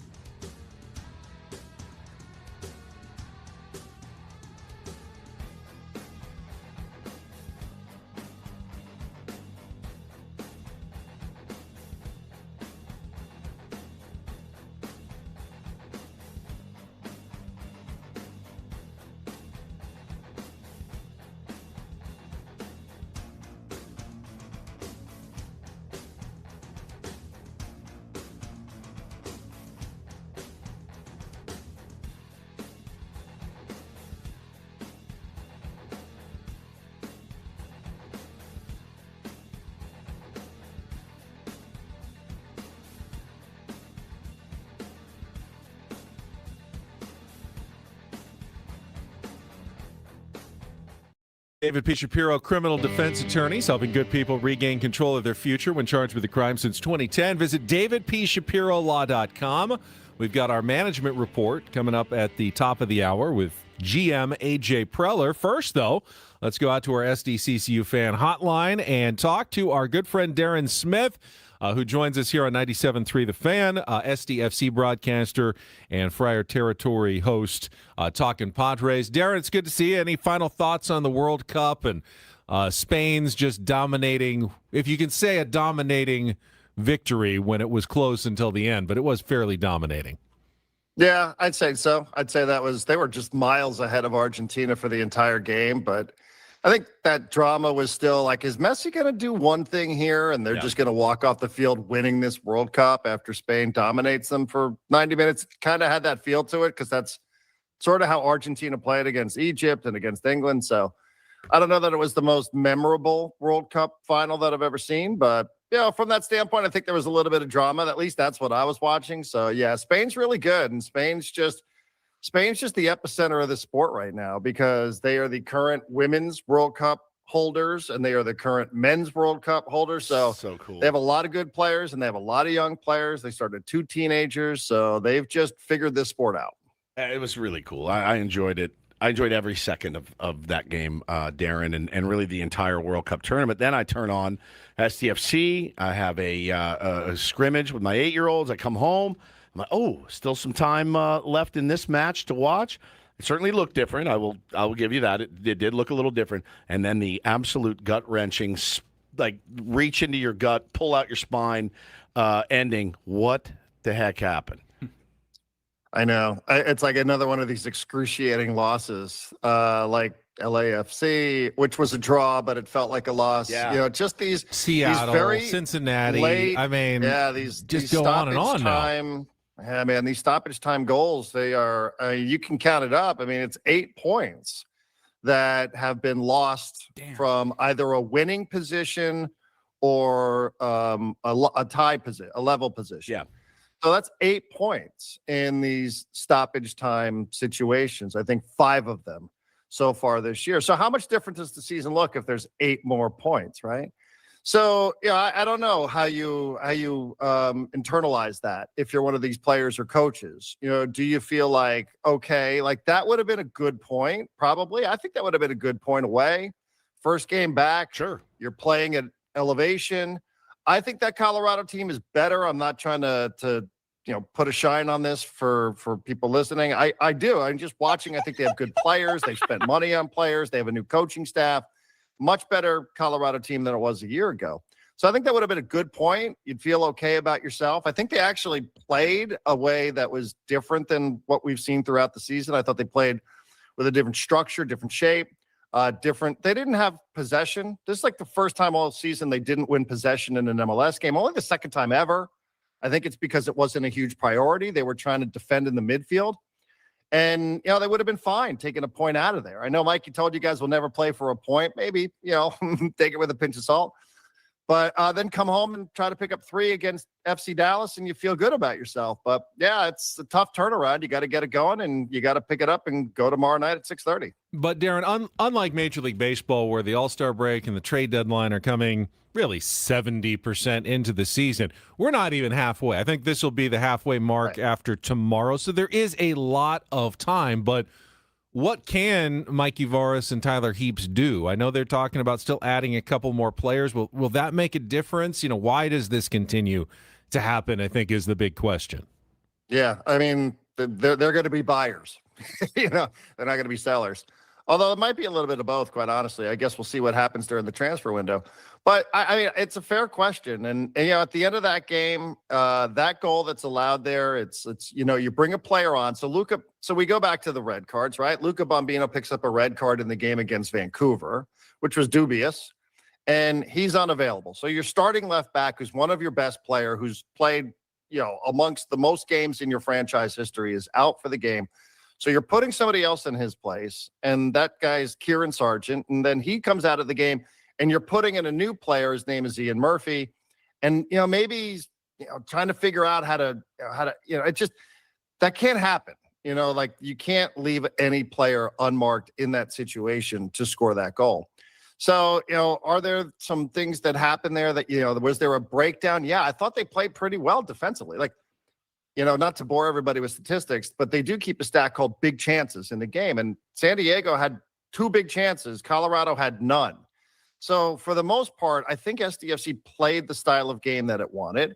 Oni Valakari's he's got to score those goals. Like he had 2 opportunities and he's 0 for 2 on both of them. So, you know, he's got to score those goals. You can't have a mental breakdown in the final seconds and the dying embers of the match. And you know, maybe some of that is circumstantial, but nobody wants to hear those excuses. It happened again, and you know, it's another couple of points lost, and you don't feel good about yourself.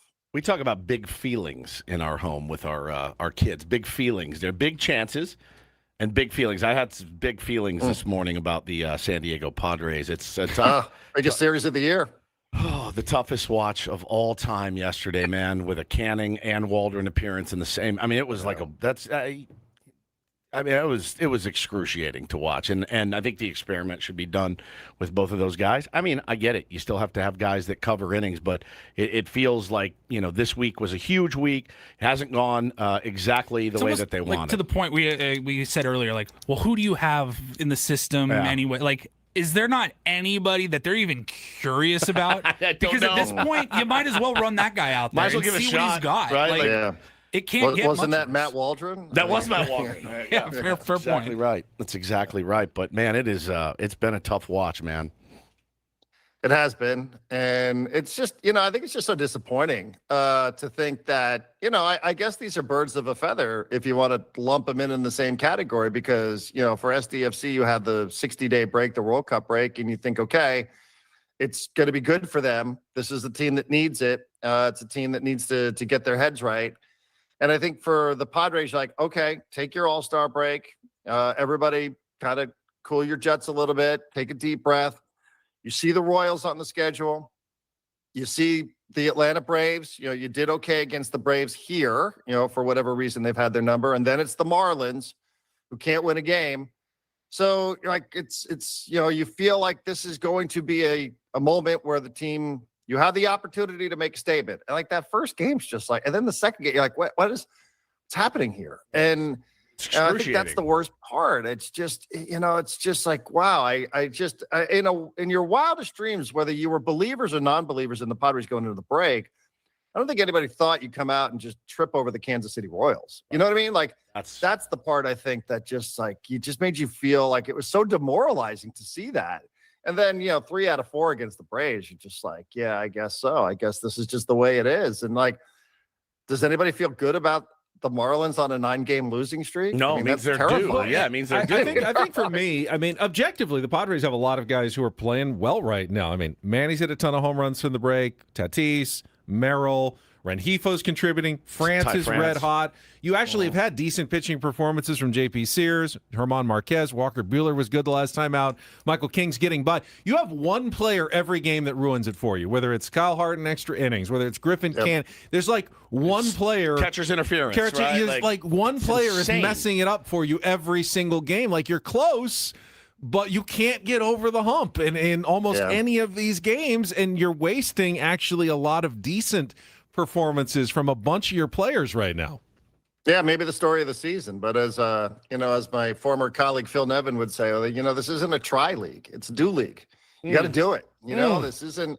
We don't want to hear about, well, like you're getting close. That's not what the stakes are here. This is about getting it done.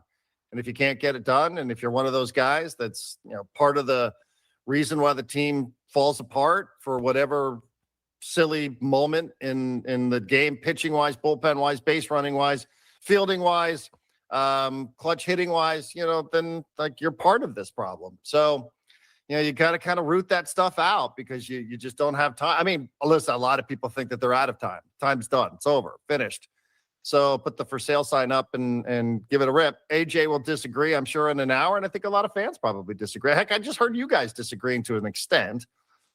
But yeah, it's like, you know, that's fine. You Mostly can, Ben. you know, it sort of goes back to what I just said. Like, you know, listen, Luca Bambino's out. That's a really important thing. But, you know, he's out of the game, and somebody else has to step in, and somebody else has to do that job. And they didn't do their job on Wednesday night. And now the team's, again, up against it with more than half the season to go, as you said. But, time's running out. You don't have forever. We remember these conversations with the Padres because we've been having them, it feels like, for the entirety of the season. Certainly since they were 11 games up. Kyle Glazer had a great stat. They're the worst team in baseball since the Padres were 11 games up.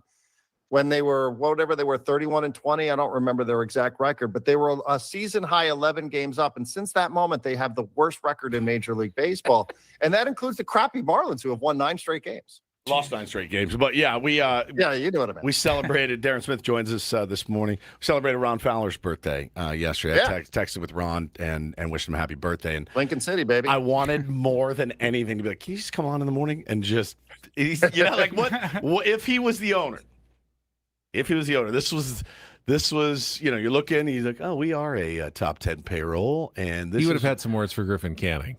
I think so. And Matt Waldron. And, maybe his mentee, AJ Preller. I wonder what that conversation would have sounded like, crappy players. Furious. The dumbest players, and we can't void these contracts. This sport, we can't get rid of them. They're guaranteed contracts. I've never seen such stupid ball playing. It's incredible. Yeah, I mean, He'd be on fire on the Ben Wood show. Yes. It'd be great copy. And then he gets picked up. Copy. Yes. And then he'd tell AJ to trade these garbage players, and AJ would have a tough time and have to eat some of the salaries. And then you get Fernando Tatis Jr. That's right. Yeah, pretty much it. I mean, I always love that story. I don't remember. It's the best. Yeah, I mean, trades James Shields, and somebody's like, yeah, that guy went on the radio with Little Sills and ended up costing us $10 million, but whatever. Ron got his way. We got that guy off the team. And got Tatis for it. How are we all going to feel if Mason Miller is traded in this next week and, tweet comes down from Jeff Passan. I'll be in Hawaii. And the Padres, get what everyone thinks is pretty good haul for them. 2 top 100 prospects, maybe some young pitching. Are we going to feel like a gut punch? Are we going to be happy about it? What are we going to feel if that happens? Well, I would be disappointed, but I also think I would understand. And, I think that's part of the selling is, part of the trading away. Should we get to that point, right? Whether it's Adrian Morejon or whomever.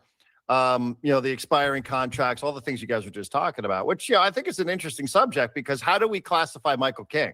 Is he an expiring contract or is he somebody who's not an expiring contract? So we know Jason Adams Adam doesn't have a deal, Ty France, et cetera. But I'd be disappointed, but I also think there is something honestly, and I could say this objectively, I'm not paid by anybody here, but I think there is something exciting about, what can you get for some of these guys? And what does the future look like? Because I think this feels like it's run its course. And there's only so much you can do because of the contracts that you have with guys like Xander and Manny and Toddy, right? So, but I do think, that there's something to finding out what are you getting back? What can you get back that possibly could be part of your future, whether it's part of the fabric of the Padres moving forward, or whether it's just some assets that you can turn into some other star players, right? This team has brought in an insane amount of players over the years.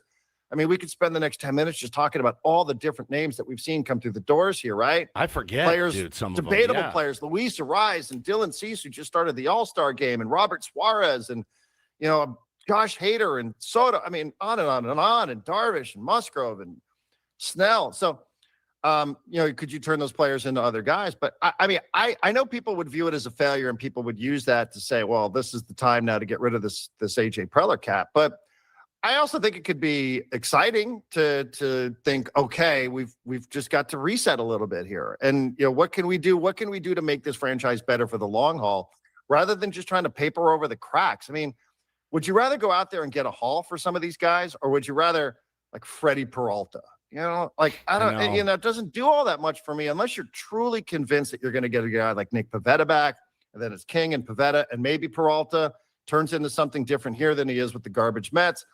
So I don't know. I mean, for me personally, I don't know how you guys feel. Maybe it's a huge tune out for the majority of the audience, but if you can I would be hopeful that they could. I'd be disappointed because I love watching Mason Miller play as much as anybody on this team. Literally, he's as much fun to watch as anybody that currently is on this roster. Yep. But if you can get a bunch of things back that would truly be exciting, I also think, that's not the worst thing I've ever heard in my life. I'll leave you with this, Darren, because, if there's an argument to trade Mason Miller, it was this note from the UT yesterday. In the last 73 games, Mason Miller has 25 appearances, which means he's affecting 1 out of every 27 innings that the Padres play right now. And that's, if you can get a haul for a guy who is not appearing 26 out of every 27 innings you play, then you probably have to do that. Yeah, you probably do. It's a luxury at that point. Darren, I mean, we were with Heath Bell the other day. He had one season where I think he had 43 saves on a 70-win team. We were like, what was life like for you there? Wow. Like just a ridiculous ratio. But yeah, I'm with you. I again, and I don't view it as the white flag of surrender. I know it is, but yeah, I view it like, okay, like this could be franchise changing, in a way that we haven't seen around here in a minute. Darren, appreciate Thanks, it. Have a great weekend, and we will talk to you again next Friday. All right, fellas. Thank you very much. There he is, Darren Smith on our SDCCU fan hotline. It's not Big Bank Banking, it's better. And our SDCCU management report is next with AJ Preller with Ben and Woods on 97.3 The Fan.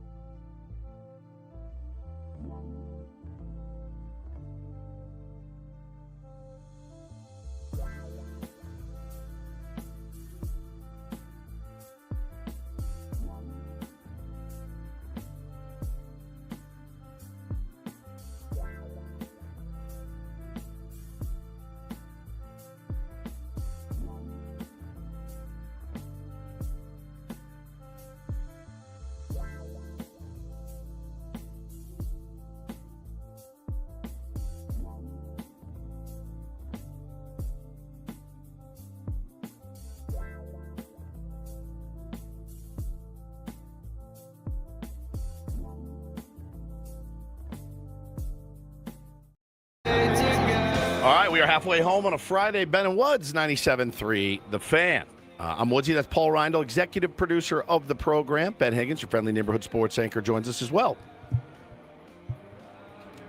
Is that it? Are you done with I'm done. your reset? Done. Okay, Paulie's I thought we weren't resetting. Trying to get. Well, we don't have AJ Preller on the line yet. I feel like so. Our management report is coming up, and I do feel like this is going to be not awkward, but this is the time of the year. I mean, AJ always has his phone to his ear, but other GMs could be calling at any moment.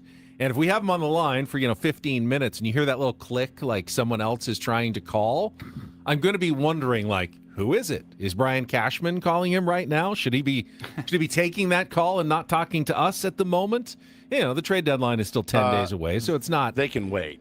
They can wait on AJ? Yeah, I mean, you don't. He's got you don't all want the to cards. answer their. Yes, you have. I mean, you have the biggest. They have card. to come to him right now. Right. If he is in fact selling, you which can't we appear don't desperate or anything like that. We don't know for sure. We do have some breaking news for your San Diego Padres, which we can discuss when AJ joins us. According to Jonathan Mayo, reporting that first-round draft pick Coleman Borthwick has signed his deal with the Padres for $3.8 million. That is about $400,000 under slot, which gives the Padres a little more room to sign other players from their draft class. Of course, Borthwick, a 6'6" right-handed pitcher out of high school in Florida with a big ceiling. And joining us right now on our SDCCU fan hotline for our SDCCU management report, it's not Big Bank Banking, it's better, is the president of baseball operations and general manager of the Padres, AJ Preller. AJ, would you like to confirm the news I just passed along that Coleman Borthwick has signed a deal with the San Diego Padres? Is that official? Yes, yeah. The draft picks are all getting signed and in Arizona for the orientation, and we're excited to have Coleman on board for sure. All of them? we're working through that okay, here today. But yeah, we're gonna get I think it's different. I mean, we go into the draft like very scripted and with a really set detailed game plan. Our guys do a lot of work. And, I think 10 years ago, 15 years ago, you didn't really quite know, exactly where a lot of the players were in terms of signability and things like that. I think with our group, we have a pretty good feel, both from a recruitment standpoint, but also, ultimately what kids want to do and how they want to do it going into these drafts. And, it's kind of a game that you have to play in terms of you have your dollars for the first 10 rounds and how do you utilize it. So our group does they do a very good job of understanding that. So yeah, we're expecting to get the class signed here and get to work. Any temptation to just bring them straight up? Just go full Dave Winfield, and hey, orientation. Here's your handbook. Here's your login. Come on out. We'll see you in Miami. I mean, it's a joke, but it's also the desperate times. AJ feels like calls for desperate measures, and I think a lot of us, the great prognosticators that we are, said, man, the hitting will come around. The pitching has really been carrying us in the first half. We fully expect once the hitting comes around, the pitching to stumble a little bit. What's it been like from your perspective? Yeah, I mean, I think we've known, with the injuries with Darvish, Pivetta, Musgrove, and now, obviously, the list goes on in terms of Adam, Estrada, those guys, that this is going to be a tough time of year in terms of it's going to be challenging for all of us in terms of, the depth, and we were going to get tested on a tough part of the schedule. So, I think we understand that, and I think, you go into it every single night. There's a path to win every single game. And it's our job to try to go find that and see like what the best way is to go do that. And, some pitchers that, again, it creates opportunity for some other guys to step up and find out what they're all about. Obviously, we've got, as good a back end of the bullpen as anybody in the game. So I think the exercise that we're constantly looking at is, how do you, a lot of different ways to get there. It can be outscoring guys. It could be putting runs on the board. It can be mixing and matching, which is what we've, what we're looking to do with this current group. And it's based on your personnel, and then try to get it to a spot in the game where we have, as good a back end as anybody. So, haven't done it enough here recently, and that's the challenge here for us in the next couple of weeks, and hopefully then we get some reinforcements that start to come back here as well. I was just going to ask you about the reinforcements. In your opinion, and I know nothing is set in stone, but will Nick Pivetta and or Joe Musgrove pitch again this season? And you having obviously more information than we do, how does that help shape what you do in the next 10 days?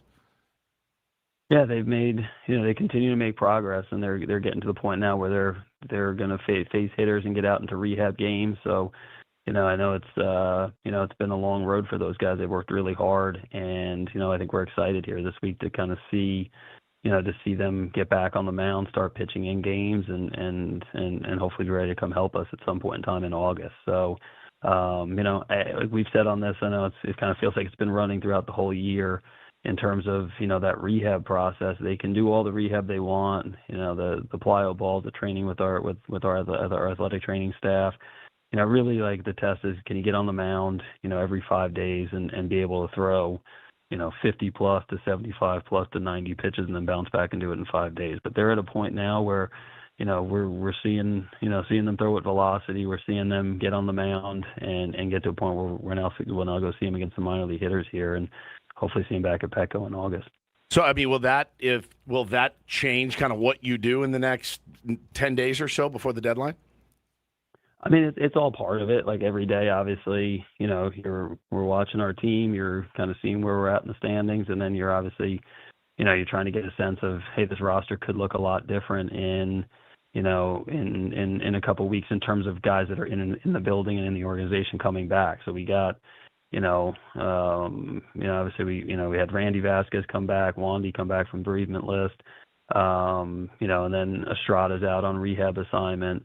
And then obviously, Joe and Nick after that, and hopefully Jason after that. So yeah, I think you factor it all in. Can you take any of those guys and say it's a guarantee? No, I think they're, you'd feel different if they were up there pitching right now currently in the big leagues. So, but I think for us, you factor it in as, hey, this is these guys are now getting on the mound and progressing, and what it looks like if they get back into it. That's all part of the decision-making process. And AJ, I think that gets us to the heart of the matter, that everybody across the country, no matter what team you're a fan of, is asking about the San Diego Padres right now. And that is, are you going to buy or are you going to sell? And I think we're smart enough to know that it's a very complicated question without a simple answer. It's very nuanced. But what I want to ask you, I know that you want to win and you want to bring a World Series title to the San Diego Padres, and you probably can't do that this year if you sell off pieces. So how do you self-evaluate in terms of what you are really looking for? Like, really believe in this team? Because the math is starting to work against you guys in terms of, games remaining and teams that are ahead of you at this point. How do you, fairly evaluate where you are to make the wisest decision for the Padres franchise overall? I mean, I think it's a lot of the factors that you just touched on. It's you're basically looking at how the team's playing. You're looking at, the standings and the math of, kind of where we're at. Good and bad. I mean, we had a stretch there where we came out of the break and lost a couple of games and somehow gained a game in the standings. So, I think you're trying to figure out, is that good, bad, et cetera. But then factoring in again, like what's out there on the market, and does it make sense? Obviously, that stretch from when we were building, we were more in the seller world from 2016 to 2019, but since then we've been a very good team. We've played I think we've probably had about a week or two of meaningless games here in terms of this decade at Petco that haven't had playoff implications. So, we've been more in the buy world here over the last couple of years, and helped us get to the playoffs a bunch of times and win some series in the playoffs. So, but every year is different, and we're going to look at it here, looking at those factors that you just mentioned, and kind of see what's out there in the market as well. And we'll see where we go. So that's the point of this week is coming up with the deadline. It's active. We're getting a lot of calls, and like when you're in the middle in terms of the standings, then it opens up to the possibility of, hey, kind of looking at your team in different ways, and we're doing that, and we're thorough on it. AJ, and it's our SDCCU management report with AJ Preller. When you have been buyers in the past, you've done so aggressively. I mean, you've gone after targets and sometimes, blown the socks off of other GMs to bring the players in you want.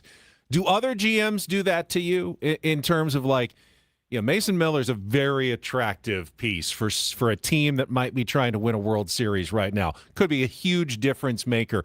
Are you starting to hear that kind of talk between multiple teams going like, we will give you just about anything at this point because we know it can make a difference? Is that something that you hear from other GMs? Yeah, I mean, every honestly, like it's every team and situation's different. Again, like for us, like we're very strategic in what we, in what we say and how we say it. I think, obviously we've been able to complete some deals over the last few years that have helped us get in the playoffs and advance. I think to me, everybody's a little different. Every situation's different. So some teams play it, very coy, and other teams are pretty direct. Ultimately, you just want people that are straightforward. And, to me, obviously, there's always, there's different styles that teams have. But, however you get that, I think, you understand that. And then ultimately, you're going to get to a point, hey, is there a deal here or not? So, again, we've always had, I think the reason why we've been able to make deals is more so we have attractive players. And we have attractive players in our organization at the big league level that, that teams understand are really good at what they do. And then we have attractive prospects that people think are going to be really good at what they do. So as long as you have that, you're going to have the ability to have these conversations, have these talks, and have teams that are interested. And you can tell when they're calling you, they're interested. And that's really no different this year than it's been over the course of the last decade, honestly, because we have good players that people want to talk about. Speaking of direct, AJ, will Ethan Salas still be a part of the organization in 10 days? I think, people, that's kind of their fear, right? Like kind of the gem right now, losing the gem. Kind of lost the gem last year, but got a really nice gem back in return in Mason Miller, who was a delight for all of us to watch and see. But as far as Ethan Salas go, is he off the table? Yeah, I mean, Ethan's had a great year. We've talked about it a few times on this program, and I think we're super excited by what he's doing. I think we've always thought very highly of him, and I think that's also part of like not riding the wave. It's like you see him, maybe publicly it's 1 year he's the 97th ranked prospect, and the next year he's 12th. He's the same person. He's 19, 20 years old. He's just been healthy this year and doing the things that our baseball group feels like he could do. So. Again, I think somebody like Ethan, we see him as being a big part of the Padres future, and he's I think I'm just happy for him because somebody that the group thinks very highly of. It's exciting to think about him playing at Petco, and really nothing's changed for us in the last year. It's not like for us he was somebody that we've always thought highly of, and see him playing at Petco, and I feel like just seeing him perform on the field has kind of confirmed that for us here this year. As Woods will tell you, I haven't given up on 2026 yet, but I also want to look ahead to 2027. And as you head into the offseason, knowing you always can make a lot of moves, but this offseason might be different with a potential lockout. You might not be able to cook like you usually do. Does that impact your thinking right now? Is that at all part of the equation, what this offseason might look like as you approach the trade deadline? It's one of those factors. I think like how big a factor. I think you kind of weigh it out a little bit differently. But yeah, it's a factor that you've got to be aware of. You're always kind of looking at, hey, what's the here and now, and then what's the 3 and 5 year plan, and what's out there on the horizon in terms of in terms of the economic system, what changes, kind of the reserve system, how that all works. The issue though with that on this one is sometimes you can go, okay, we know this is going to be out there. Here, the conversations are going to be out there, and there's going to be a new system. There's going to be some system in place. You just don't know what exactly that's going to look like. So we're of course, like internally, we're talking about it and like, hey, how could things change, and being prepared for how things could change. But we're not going to really know what that is, and we're definitely not going to know it by August 3rd. So it's part of our process. It's part of our thought process when we sit down and talk about, our players and decision making and where that's at. But it's again, like it's still hard to kind of predict that one. Like, hey, how are things going to exactly change? Because obviously nobody knows how that's going to work here over the course of the next 6-8 months and getting a new CBA. Talking to AJ Preller here on Ben and Woods this morning, and you've navigated now a couple of different ownership groups, right? And we've talked to Ron Fowler about you and always had great things to say, and as did Peter Seidler as well. We've never actually gotten to talk to John, but new ownership coming through. Do you feel like this is, for you, anytime there's a new owner, a new boss, so to speak, do you feel like this kind of is an audition for you for the new ownership group? This trade deadline, this season, with them spending a pretty good chunk of change on this team moving forward. I mean, I think we always, we always understand that like it's our job to deliver good baseball to San Diego, and that's obviously every year you want to look up and have a team that's successful. So I think to me, like again, like what. I've operated personally under a lot of different, kind of like management ownership situations, obviously, with in the 12 years here. So I think all our focus on is really doing the job well, having like a clear vision and plan about what we're trying to do.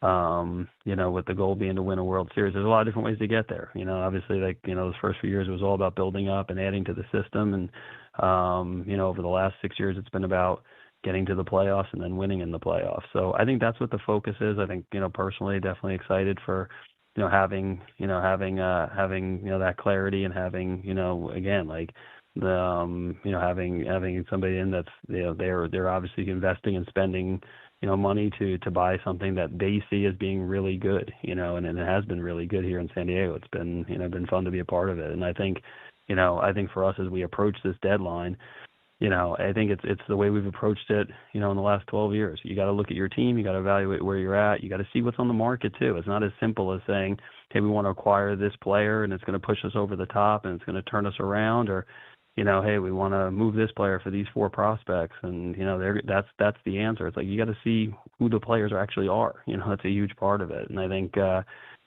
think that's always been the focus for us. And, we've, feel like I've had some success down there at Petco, and, now the idea is keep making good decisions, and hopefully we get where we want to get to. Before we let you go, AJ, Woods had just said to me while you were giving that last answer. I was listening, though. I want to ask a question about Craig Stammen. Kind of a sharply worded question. So I'll do it. I'll ask you.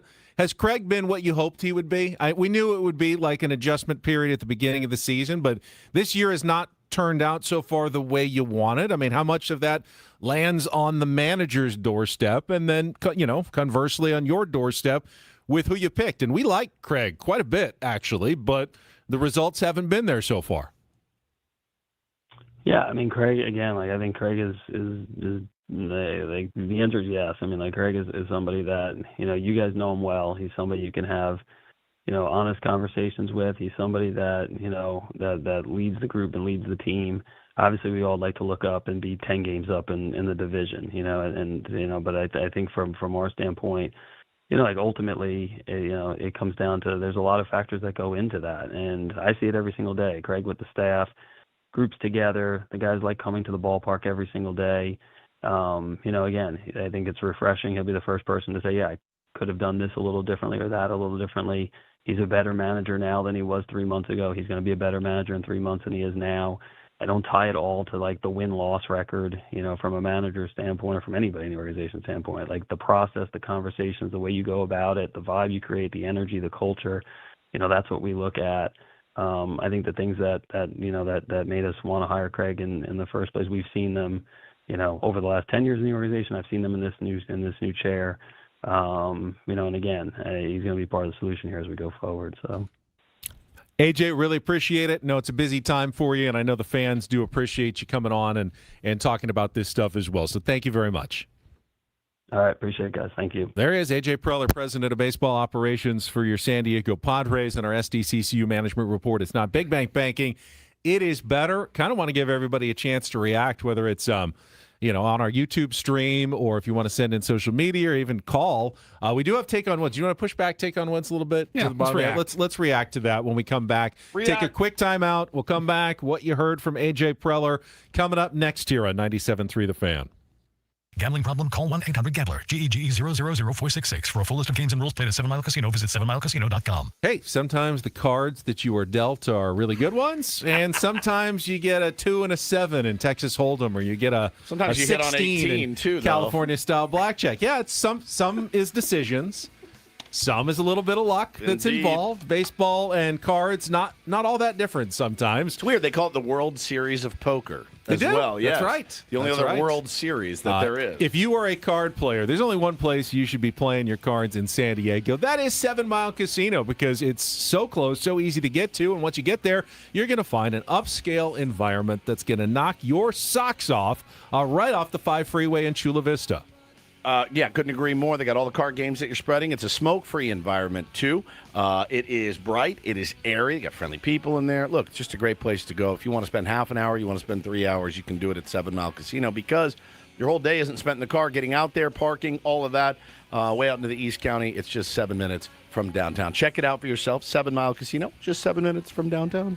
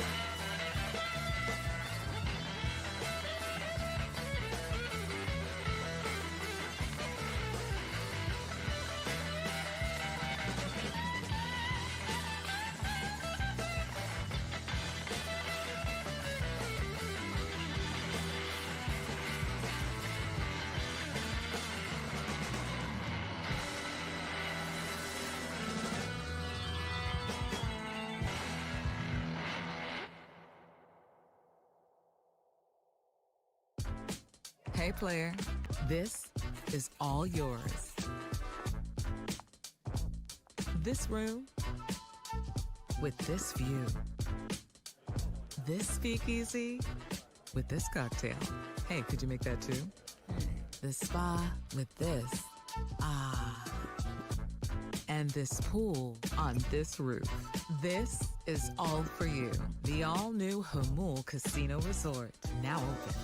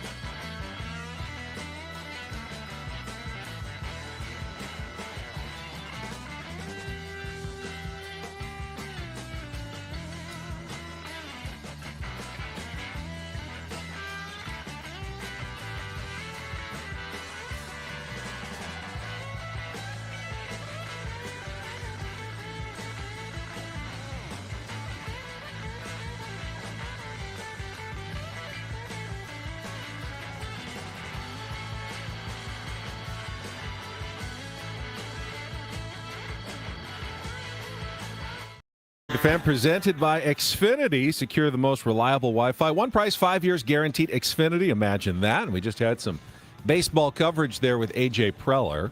And reacting to what we just heard from the president of baseball operations and general manager in your last segment, what was your big takeaway, Woods? That I'm about to throw a poncho at you again because you got me.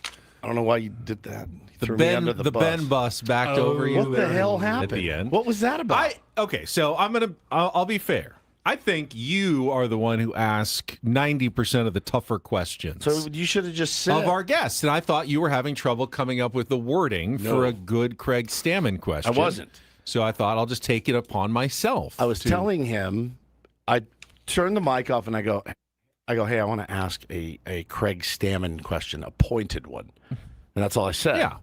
So then we go, then you get on, then and you you're kind of like, didn't, so I just jumped in and said, I'll do it. Woods is a P. Woods is a big P word. I didn't think you... I'll do it. I didn't think you were afraid. You've never been afraid to ask a question before, but then you didn't. I didn't know if you thought we were running out of time. Why not just say, he's saying, I'll do it? Why not just ask the question? Yeah, why did without you have the to setup. say, Woods had a question, but he's too afraid to ask, so I'll ask I didn't say he was afraid to ask it. I just didn't have the wording for it, so I came up with my own wording.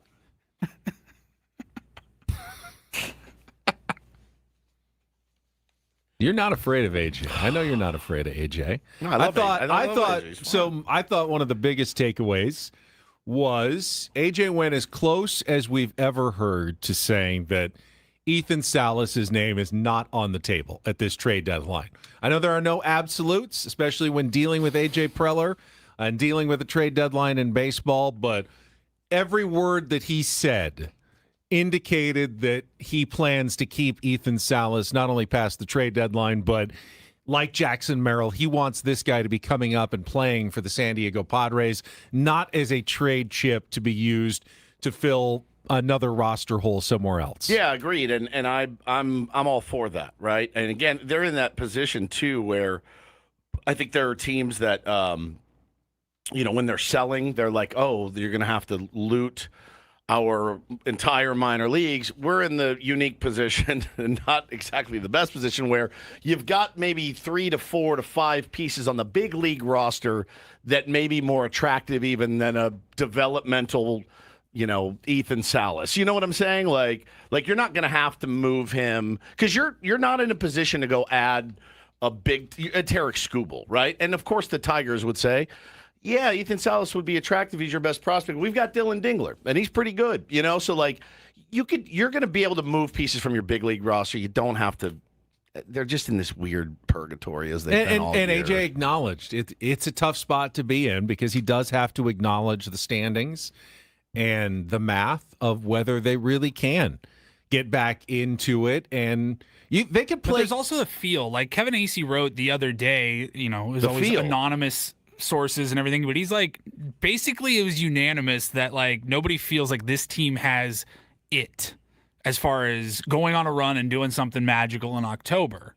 I mean, that's what AC wrote. Like, it was pretty much unanimous, the feeling inside of the Padres front office. So like that doesn't necessarily mean it's a bad thing. It doesn't mean you have to go crazy. It just means how do we reevaluate and get ready for the next season without completely jeopardizing the future. It said Preller and his lieutenants are aware of the Padres' myriad flaws. They were aware of them before most people. Okay. That is what it is, right? Like, they're aware of it. I think everybody's aware of it. I don't know too many people that aren't aware of the flaws in this roster, and especially in the starting rotation. Like, you could be 4 games back. That could change in literally 4 or 5 games. But keep in mind, what else could change? And I think AJ has to be aware of this. Maybe the team can go on a run. I mean, with Tatis hitting the way he is and the power that we've seen from Manny lately and Jackson picking it up, if they had a couple more starting pitchers, like acquired a couple more, they could play really good baseball over the last 2 months of the season. It might not be enough, though, because if the Diamondbacks also get hot, you could go 15 games above 500 and still not make the playoffs. And then you've wasted more resources chasing something you can't even get. Even if you do have that team that's good enough to make a run and could go deep into the playoffs, you might not get there, even if you play well the last couple of months of the season, because there are so many teams ahead of you.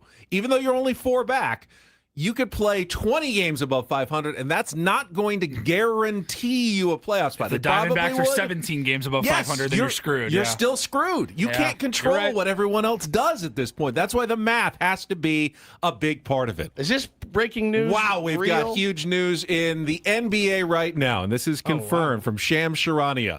LeBron James has made another decision, and he is signing with the Philadelphia 76ers on a 2-year, $8 million deal with a player option. Clutch Sports Group and Clutch CEO and Game Over show host Rich Paul tells ESPN. So that's straight from Rich Paul. LeBron is going to Philly to be a part of the 76ers, who got Jaylen Brown in the offseason and Joel Embiid. This is potentially a super team in Philadelphia that's going to try to make a run this year with LeBron at the end of his career. LeJohn. I like that. Big favorite. That's the headline. $8 million, by the way. 2 years, $8 How old million. is he? LeBron? He's 41 now. 41. Going to be 41 next year, I think. Yeah. That's crazy. Pretty crazy. Who's there? Well, they just got Jaylen Brown from the Boston LeBron, Celtics, Joel Embiid. Who's their guard? Paul George. Oh, no, they traded him in the Jaylen Brown trade. Interesting. All right. We need a Dio Royster back, who is in the studio we do. with Our us. pal that was here the other day. All the Sixers info. Maxey. I knew it started with an M. Tyrese Maxey. They've got a good team, no doubt about it. Does LeBron, I mean, is he there for the ride? Is he there to... Is he there for the sandwiches? Is what I would be there for the sandwiches. I would too. Those cheesesteaks? My God. Amazing. You like sandwiches out there? He's going to like one of the gnarliest media markets in the world, and like it's going to be interesting. Like, you think they're going to care that you're LeBron James They or don't that care. you're 41? That's like, interesting. You better bring it, bro. It's interesting. Now here's the. I think what if he goes and they're wins? going to love him, though. Don't you think, right off the bat? They're going to love He him. will pander because he's a good pander, just like Bryce has done. Especially the Phillies, like they've been, or the 76ers. If you're a Philadelphia basketball fan, LeBron's been in the East most of his career and kicked your ass. Yeah. Like now you're kind of interested to see how it goes. What does that look like if he goes and wins another ring on another team? That would he be absolutely could with that team. Yeah. There's no doubt about it. He is more of a contender there than he was with the Lakers the last couple of years. Yeah, I agree. And how many days before he and Bryce Harper are sitting down at Angelo's with a cheesesteak on Instagram? I mean, it's when's the Phillies' next homestand? Because that's going to happen for sure.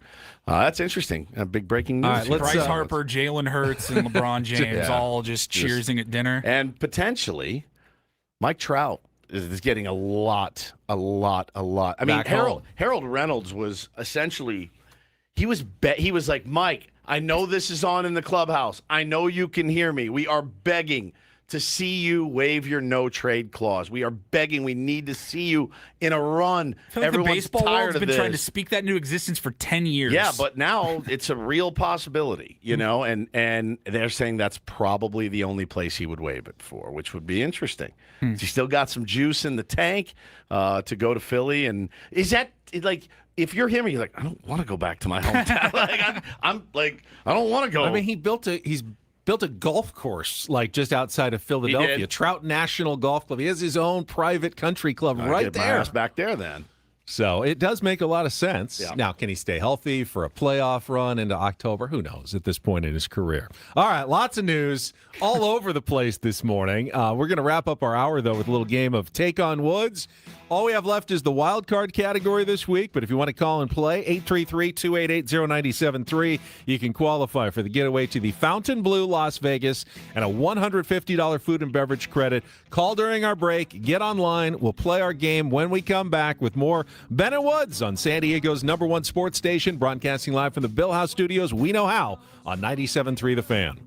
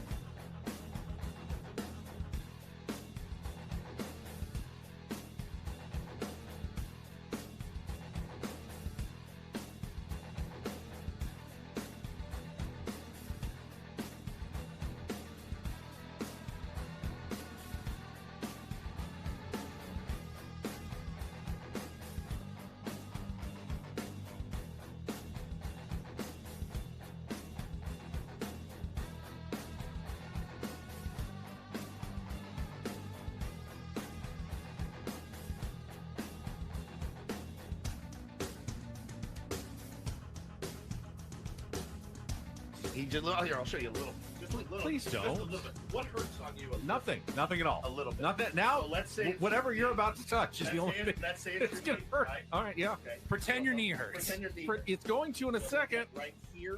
Oh, that is not pleasant. Hey, player, this is all yours.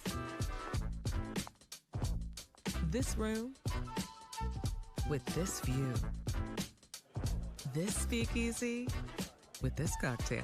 Hey, could you make that too? The spa with this. Ah. And this pool on this roof. This is all for you. The all-new Hamul Casino Resort, now open.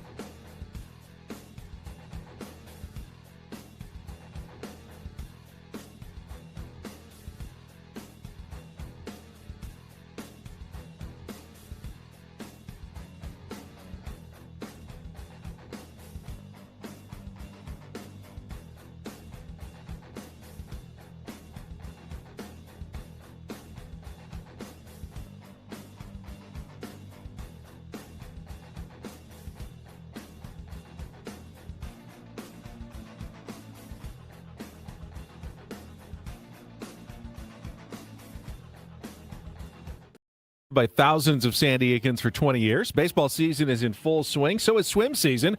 Make sure your pool is ready. Call now, mention radio for 20% off new service plans in 2026. Before we get to Take on Woods, and we have our contestant Tim on the line, just had this thread dropped on X by LeBron James himself, and I thought this was interesting, Woods. So the decision is made. He's going to Philadelphia. Just saw the breaking news earlier this hour. LeBron says, I thought I was done when the season ended. I wasn't ready to announce it, and I knew I needed some time to really decide, but I was pretty sure I'd played my last game. I was honest at that last press conference when I said I needed to look at myself and decide if I still love this game. I still truly, though, love this game, and I have more to give. Last few weeks have been special, never been able to have no clue what to do and take real time to just think. It's been an incredible few months with all the people I love trying to figure it all out.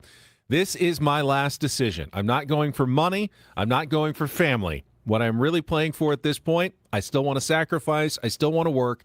I still want to grind. I still want to compete to win and to have a chance at the feeling of winning another championship.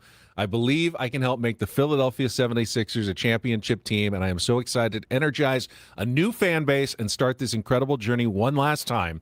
Thank you, L.A., Miami, I'll forever love you, and Northeast Ohio will always be home. LeBron.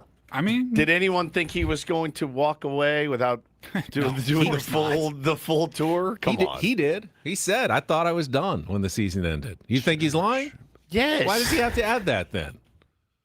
He could have just said, why I decided Philadelphia. He's just adding a fake, I thought I was done when the season ended. Yes. You don't believe him? No. No. It's not that crazy for a 40-year-old basketball player to think he's done. It's crazy to think LeBron James would leave the NBA without doing a huge, getting all the surfboards and the. I don't know. This is where you go. If you wanted to go do that, you go to Cleveland, you go somewhere else. You go to Golden State would be a perfect place to do the tour and have fun with Curry and get your surfboards. You go to Philly. They don't care about your retirement tour in Philly. They want to win. They want to win a championship. They got the pieces to do it, and you are a role player on that team. You're not the star. You're a role player. I don't know. I think he really just wants to be a part of one more championship run here. We'll see. You're a sweet kid. All right, let's get to our game. It is time to play. Take on Woods.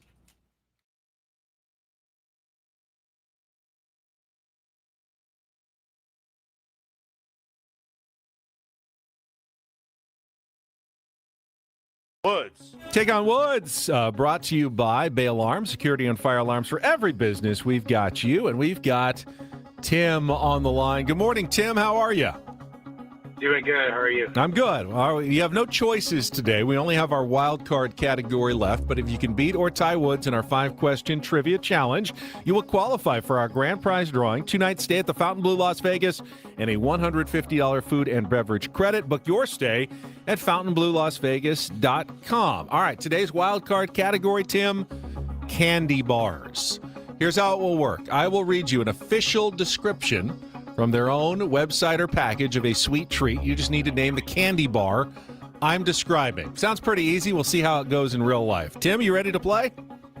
I'm ready. All right, let's put 60 seconds on the clock. Your time begins with the first description. Good luck, Tim. Let's take on Woods. Packed with roasted peanuts, nougat, caramel, and milk chocolate. Snickers. Correct. Crunchy cookie, delicious caramel and creamy chocolate. So delicious it had to come in 2. Pass. Crispy, crunchity, peanut buttery bar covered in rich chocolate coating. Butterfinger. Correct. Creamy caramel and rich nougat enrobed in milk chocolate. Three Musketeers. Incorrect. Sweet coconut center covered in dark chocolate. Almond Joy. Incorrect. Crunchy cookie, delicious caramel and creamy chocolate. So delicious it had to come in 2.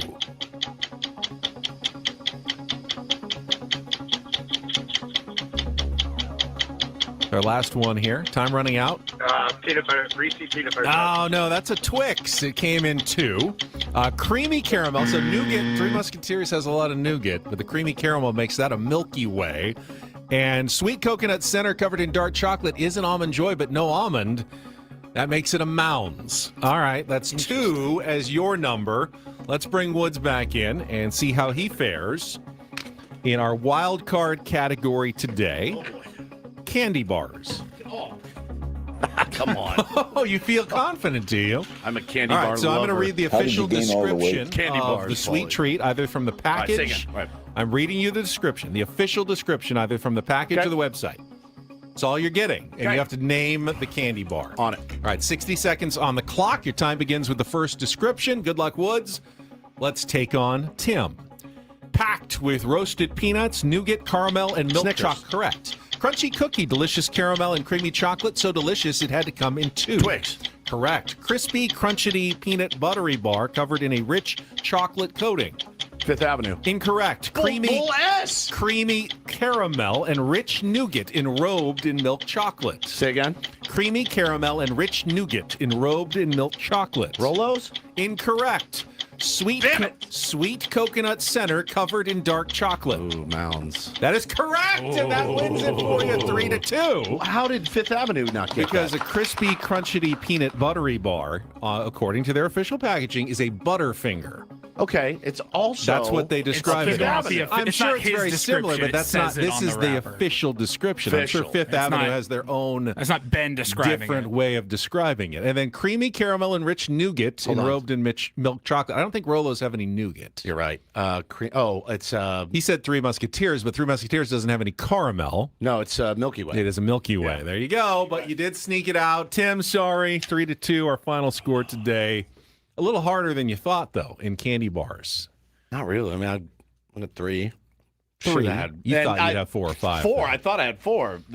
Fifth Avenue, by the way, is elite. Do you like Fifth Avenue? I don't know that I've had one. Is it like a Butterfinger? Yeah, better. Really? No, it's better. Butter. I like a whatchamacallit. I like a whatchamacallit, too. Yeah. You got me turned on to Fifth Avenue. Or not Fifth Avenue.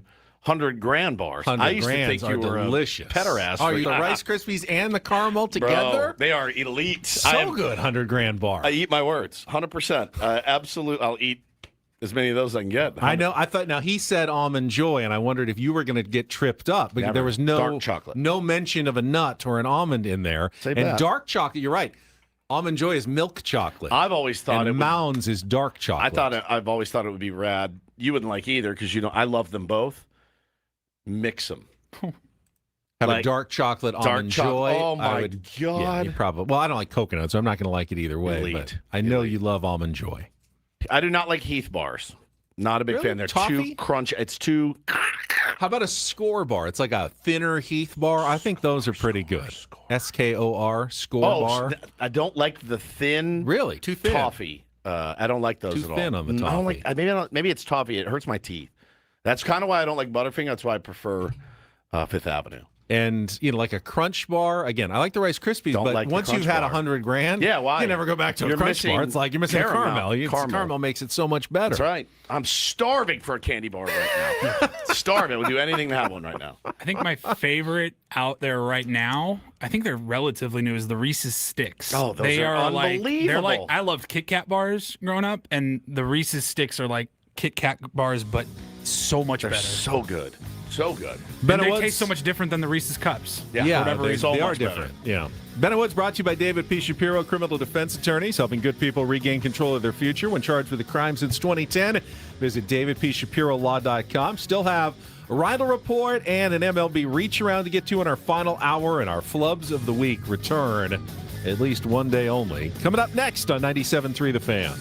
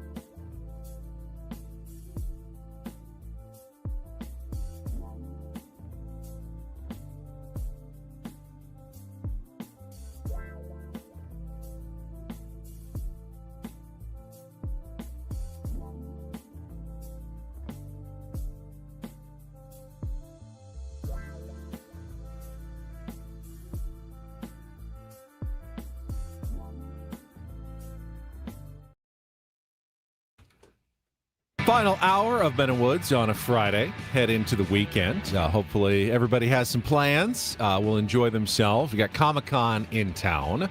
All I look up on my television is see people wearing costumes. They call it cosplay. Do they?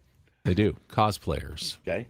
At all? I'm not at all into it for a couple of reasons. As our beloved Heather Lake stands there in a Little Bo Peep costume, you're not into that, all right? I'm not saying that I'm not into other people in costumes, but in myself, first of all, what would you cosplay as? Costumes are never comfortable. Never. Ever. No. They are never, my Jelly Roll costume ever was comfortable. Yeah, my You Jelly still Roll. had to put a bunch of stuff all over Tattoos your on my face. That's not fun. Ace Frehley was not comfortable. They're just always uncomfortable, and I just can't imagine that. I mean, how much enjoyment do you really get out of dressing as Indiana Jones or I'm thinking about like the Mandalorian, walking around in this heat I was in a full Mandalorian helmet in San Diego? You're missing what makes San Diego so great. They if showed you're like wearing some all that. droid characters from Star Wars in full helmets and suits getting off the trolley downtown, and I'm like, it's gonna be real hot there in a couple of hours. Exactly. Like Chewbacca suit is not what I want to be wearing on the hottest week of the year in San Diego. Maybe the worst night of my life is when I dressed as Elvis and had to 10 bar. I had to 10 bar. And was it Halloween or was it? Halloween. It was Halloween. Yeah. Okay. And I was in the like rented Elvis costume. The big jumpsuit the one, jumpsuit, the big right? white jumpsuit. Pulled yeah. it up, buttoned it to zipped it to about here, and then had the wig and the glasses, and I was bartending. And then you have to go to the bathroom. No, who cares about going to the bathroom? The chafe that I had, it like went from my taint to my knees. I was like, oh my God. By the end of the night, dude, I'm not kidding. I was almost in tears and blistered. Like it was so bad. I'll respect the dedication to their craft. No doubt. They will put themselves through that agony just to dress up as their favorite characters in the San Diego heat. And it has been hot. Look at that. Hot and humid this week. I mean, Chula Vista set a temperature record yesterday. Jeez. It is hot in San Diego this week. Yeah, it's toasty, dude. Toasty. I think like the deserts, like Borrego Springs, Megan had the forecast, I don't know if it was Saturday or whatever, 119 degrees in the desert. I went to a card show, 2 months ago or whatever, and it was like not that warm. The amount of people packed into that convention center was so ungodly uncomfortable and didn't smell great. Didn't smell great in there. I can't even imagine what it's like down at Comic-Con right now. It is a madhouse.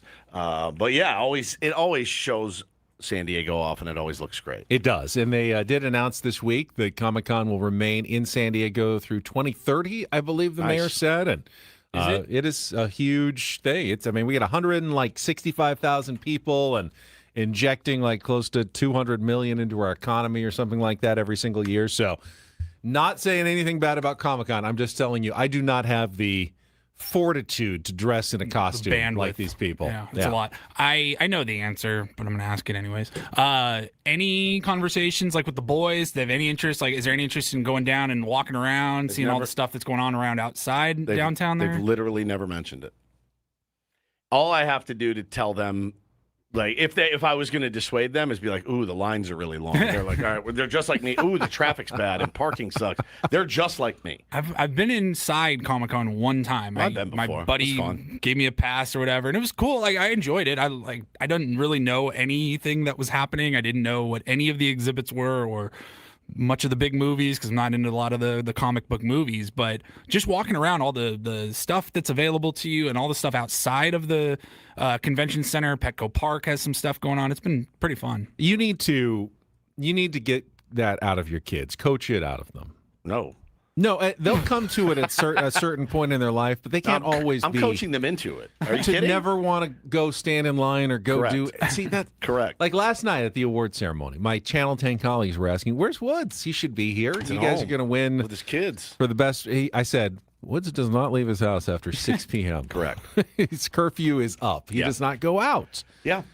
And eventually, when you get to our age, I get that. you know what? You've done it before. But you got to let them go out and experience some lines and some things before they can decide on their own, okay, now I don't want to do this anymore. Well, here's the problem. It's not coaching him into it. It's them going to Disneyland with me and me going, or sitting in traffic and me going, oh, God.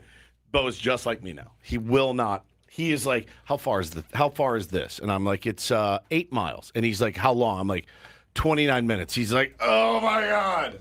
Now, he's a little bit dramatic. Demonstrate some patience. I don't know where where he gets it, but how about this for a bit, Mass? My wife was trying. I don't know why she did.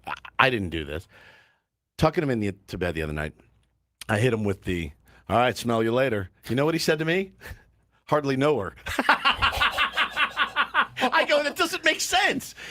Hannah was trying to teach him. There was a kid. He was trying to do the bit, but he doesn't know how to do the bit. Smell you later. Hardly know her. I go, what? Nope. He goes, what? And I go, all. it doesn't make sense. And I went to Hannah and I told her. She goes, yeah, I was trying to teach him this morning. It was like somebody on his team was like Becker.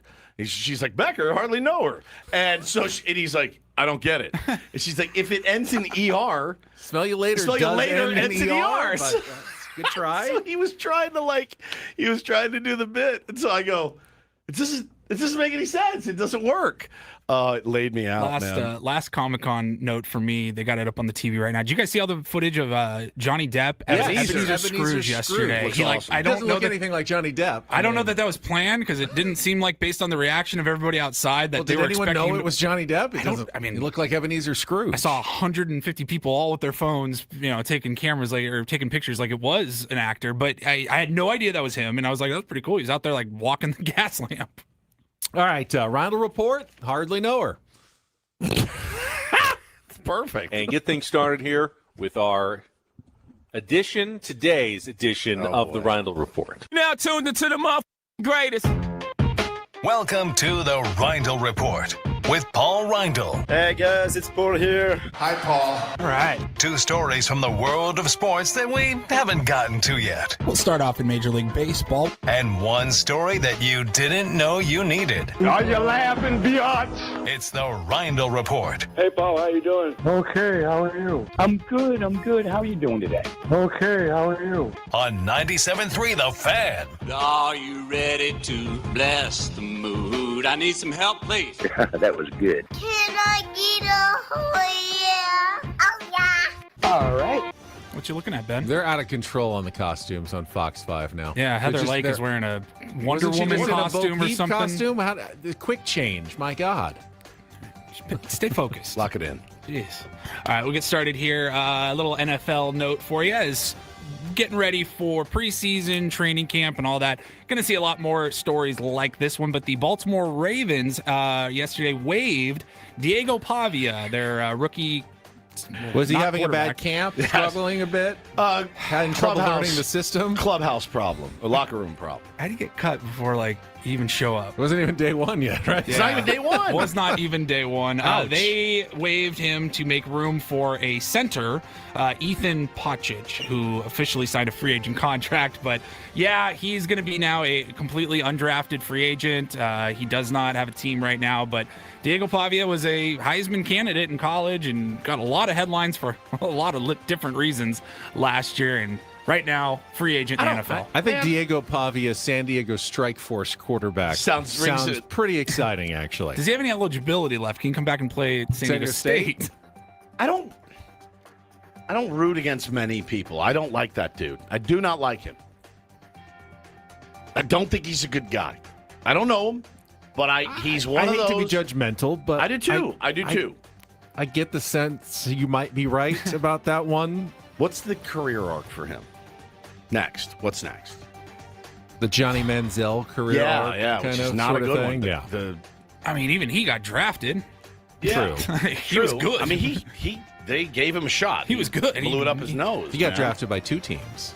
Yeah. Oh, so mad, dude. I didn't know you then. I was livid. I really was. I was on. That would have been interesting. I was on another show. I was livid when they. What are we just doing bits now? That's exactly what I said. I go, are you so good and so deep that you can afford to be like, hey, let's make a joke here and draft Johnny Manziel? I was livid. God. We'll stay here in football. But he's out. He's just done. Poppy. Done with the Well, Ravens. I mean, he can sign with any other team now. Join anybody else, yeah. Somebody sign him? I doubt they're Anybody in the market climbing for all over each other, but someone gets a couple of injuries, maybe he gets another shot. Anybody in the market can. for a 5'2" quarterback in the NFL? I mean, that's your guy. Like nobody thought he was even going to compete with Lamar Jackson. Well, right. But, I mean, they had 4 other guys Tim on says the his roster career arc is already. he puts the fries in the bag. Fries in the bag, man. Yeah. Keeping it in football here, just saw this note on Front Office Sports. A little politicky, which we don't get into, but I did find this funny. So Jay Feely, you guys remember him, the field goal kicker? Yep. He has won, or he's racing in Arizona's first congressional district race. He's the Republican nominee on the ballot this November. And he's going against Amish Shah for the Democratic Party. Now, here's where it gets weird. Jay Feely and Amish Shah, they know each other. Amish Shah, who's running for Congress race in Arizona now, back in 2008 when Feely was on the Jets, Amish Shah was the team doctor.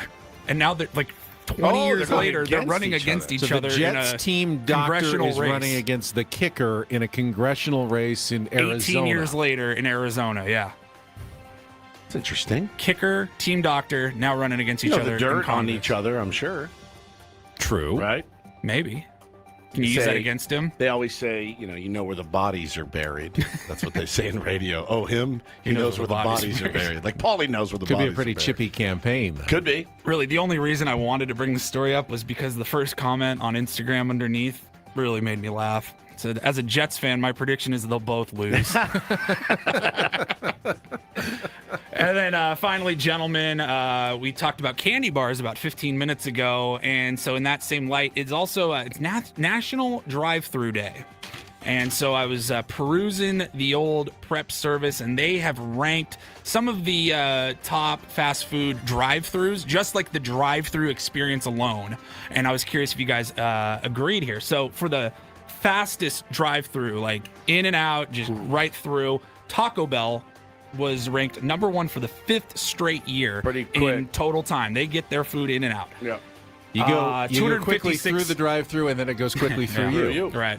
They said 256 seconds on average, just over 4 minutes if you go to Taco Bell. From stem to stern. Yeah. From order to pickup. Said KFC is second. I don't know that I've ever gone through a drive-thru at KFC. I know I have. It's just been... I haven't had KFC in a decade. KFC, some of the KFCs, like the one in Lake Elsinore, used to have the buffet, the all-you-can-eat buffet. Yep. I don't know if they do that anymore, but it's always like, I don't know if Dutch Bros is considered fast food, but for the sake of this argument, it is. They have KFC, Tim Hortons, Arby's, Wendy's, Dunkin', Burger King, McDonald's, Starbucks, and Dutch Bros as shortest to longest amount of time in line. Is Arby's fast because no one eats there? Right. I'll get to that in a minute. my theory is it's worth waiting an extra 4 minutes to get better food than just the fastest of fast food. Agreed. Yeah, I agree. 100%. Like In-N-Out is not the fastest. Well, so the lines are long, but it's worth it. Of the chicken places in fast food, they all were the longest that it takes waiting in line. Let's see, where was it? You don't want undercooked chicken. Chick-fil-A was dead last at about 7 minutes, and then there was Raising Cane's and Popeyes right behind that. As far as which places will have the most cars in line on average, Dutch Brothers, Chick-fil-A, and Dutch Brothers, Raising Cane's. Those three. I go by the Dutch Brothers that's next to the Goat in Oceanside on like a weekend morning. There's like 180 cars in line at Dutch Brothers. And I thought, because my first thought was In-N-Out, like some of those In-N-Out lines are insane. That's true. But this is like national drive-through or fast food chains. I don't know that they've considered In-N-Out national because it's not everywhere. I just go in. I go in. Really? In-N-Out is pretty efficient. I don't mind waiting Very in and out. efficient. It's like 15 minutes. It doesn't feel like it's that long. I'm always tempted when I see the line stretching to the street to say, well, I'll just go in, but I don't think it's any faster. I think the line gets you through pretty quickly in the drive-thru. If you can find a parking spot too, sometimes that can be a trick. You're like, do I really want to park down the street? And then the drive-thru line blocks you from getting out sometimes, even if you do find a parking That spot. one by it can be my difficult. house is bananas. It is bananas. Traffic, like bumper to bumper. It's not out to the street, out to the main road. Yeah. I mean, it's a problem, actually. Yeah, and when I have to go into the gas station, that other gas station, I almost get in a wreck every time. I still haven't tried Culver's, which we don't have them here, but they do have them in Arizona. And they're like right up with In-N-Out in the burger rankings now. I think I've had it once. I don't know if I still have not had it yet. Do they have them in Indiana? I don't know. I haven't been to Indiana. Have to look it up. Chick-fil-A, Dutch Bros, Raising Cane's, most cars in line. The emptiest drive-through, Arby's. Kayla says Culver's is so good. Yeah, I want to try that They too. have like Let's go find it in cheese Arizona next curds time. that people say are really, really good. I've seen Everyone loves Culver's. butter All right. burgers. Butter burgers. I'm in. Shut up about Sounds food. I'm good. dying right I'm now. sorry. Candy bars, Oh, fast food. David says Culver's is hot garbage, but he's a food. Well, he's a foodie like you. Yeah. I trust David. We're both a little snobby. A little bit. Ken says Culver's frozen custard is I legit. don't like that word custard. It's ice cream. Yeah, It's just just a call it different ice cream. version of ice cream. Do you like gelato? Is that Yeah, too fancy? no, I like that. It's okay, but Custard frozen sounds custard like you don't turd. like? It just means it has egg in it, like Yeah, custard I know. isn't I don't egg. just call it ice cream. Not all ice cream has egg. I don't like the word custard. When I worked at a restaurant in La Jolla years ago, we had to call our jam on brunch days, like weekend brunch, had to call it compote. Compote. Compote. It's jelly. I call it preserves. Jelly. Preserves. You go to Denny's, it's jam. You go to wherever in La Jolla, it's compote. All right, we'll go to Culver's next time. No surprises here to wrap it up. The friendliest was Chick-fil-A. Followed by Dutch Bros and Raising It's Cane's. friendly, but it feels creepy to me sometimes, No, how too the late. friendliness They is. said McDonald's was the least friendly. They are so unfriendly. The coffee won as far Still as love you, though. accuracy for your order. Dutch Bros followed by Dunkin', and then KFC was actually the worst at order accuracy. Order accuracy. Followed by what are you Popeyes. ordering at KFC? I'll have it's either like strips or fried chicken. How do they mess that Screwing up? it up apparently. And then overall satisfaction, again, it was Chick-fil-A was your winner, followed by Dutch Bros, Raising Cane's. Your bottom three as far as overall satisfaction of a drive-through experience were Popeyes, McDonald's, and Dunkin'. This ties in very well to the entire Rindle Report, but No 3 Sports, which is a parody site, said top 5 landing spots for Diego Pavia in 2026. Number 5, Top Golf. Number 4, Waste Management. Number 3, Vanderbilt Ball Boy. Number 2, Wawa. And number 1, with a bullet, Chipotle. God, that's mean. That's even meaner than I wanted to be. Oh my God. Top Golf. Welcome to Top Golf. My name is Diego. How many hours do you need? It sucks, dude. It sucks. We'll get you started on Bay 3. Yeah, you're on Bay 3. Please leave me alone. Where's Sierra's your spot? server. Yep. She should be around any Any minute. second. Yep. Thanks for coming in to Scottsdale Top Golf. He's moving to Arizona for There's sure. there's a survey at the bottom of your seat. Oh, If you don't mind he'll do filling it. that out, I'd appreciate it. He'll do a podcast with Johnny Manziel. I'll put that. I will put my name on that. It will be happening before you know it. The Manziel Pavia podcast. Thank you, Paulie. Paulie, good job. Let's take a timeout. When we come back, we've got a brief MLB reach around. There was only a limited schedule around baseball yesterday, but we'll go through some of the results. Still have our flubs of the week to come as well. All coming up with Ben and Woods, broadcasting live from the Bill House Studios. We know how on San Diego's #1 sports station, 97.3 The Fan. Well, if you've had too much fast food and too many candy bars, you may be in need of a little weight loss. And if you are, I know the way you can do it fast, safely, and effectively. It's sdfatloss.com. I lost 40 pounds in 60 days. I did the program 3 years ago, and I have kept all that weight off for the past 3 years. It's all based on real foods, stuff from the grocery store that you normally eat. Chicken, steak, fish. You get to choose some of your own favorites. That made it much easier for me to get through the program, which, you have to discipline yourself. But they will help you. Their counselors and coaches will guide you every step of the way. They will not ask you to buy anything else like shakes or bars or prepackaged meals. It's just the program. And when you sign up today, get $200 off here, the summer special for 97.3 The Fan listeners, and lose that weight fast, up to a pound of fat per day and 10 to 20% of your body weight in just 60 days without the ongoing and expensive GLP-1 injections. If that sounds good, just set up your free consultation by going to sdfatloss.com. Find out about the program. It really could change your life. It changed mine at sdfatloss.com. That's sdfatloss.com. Results may vary.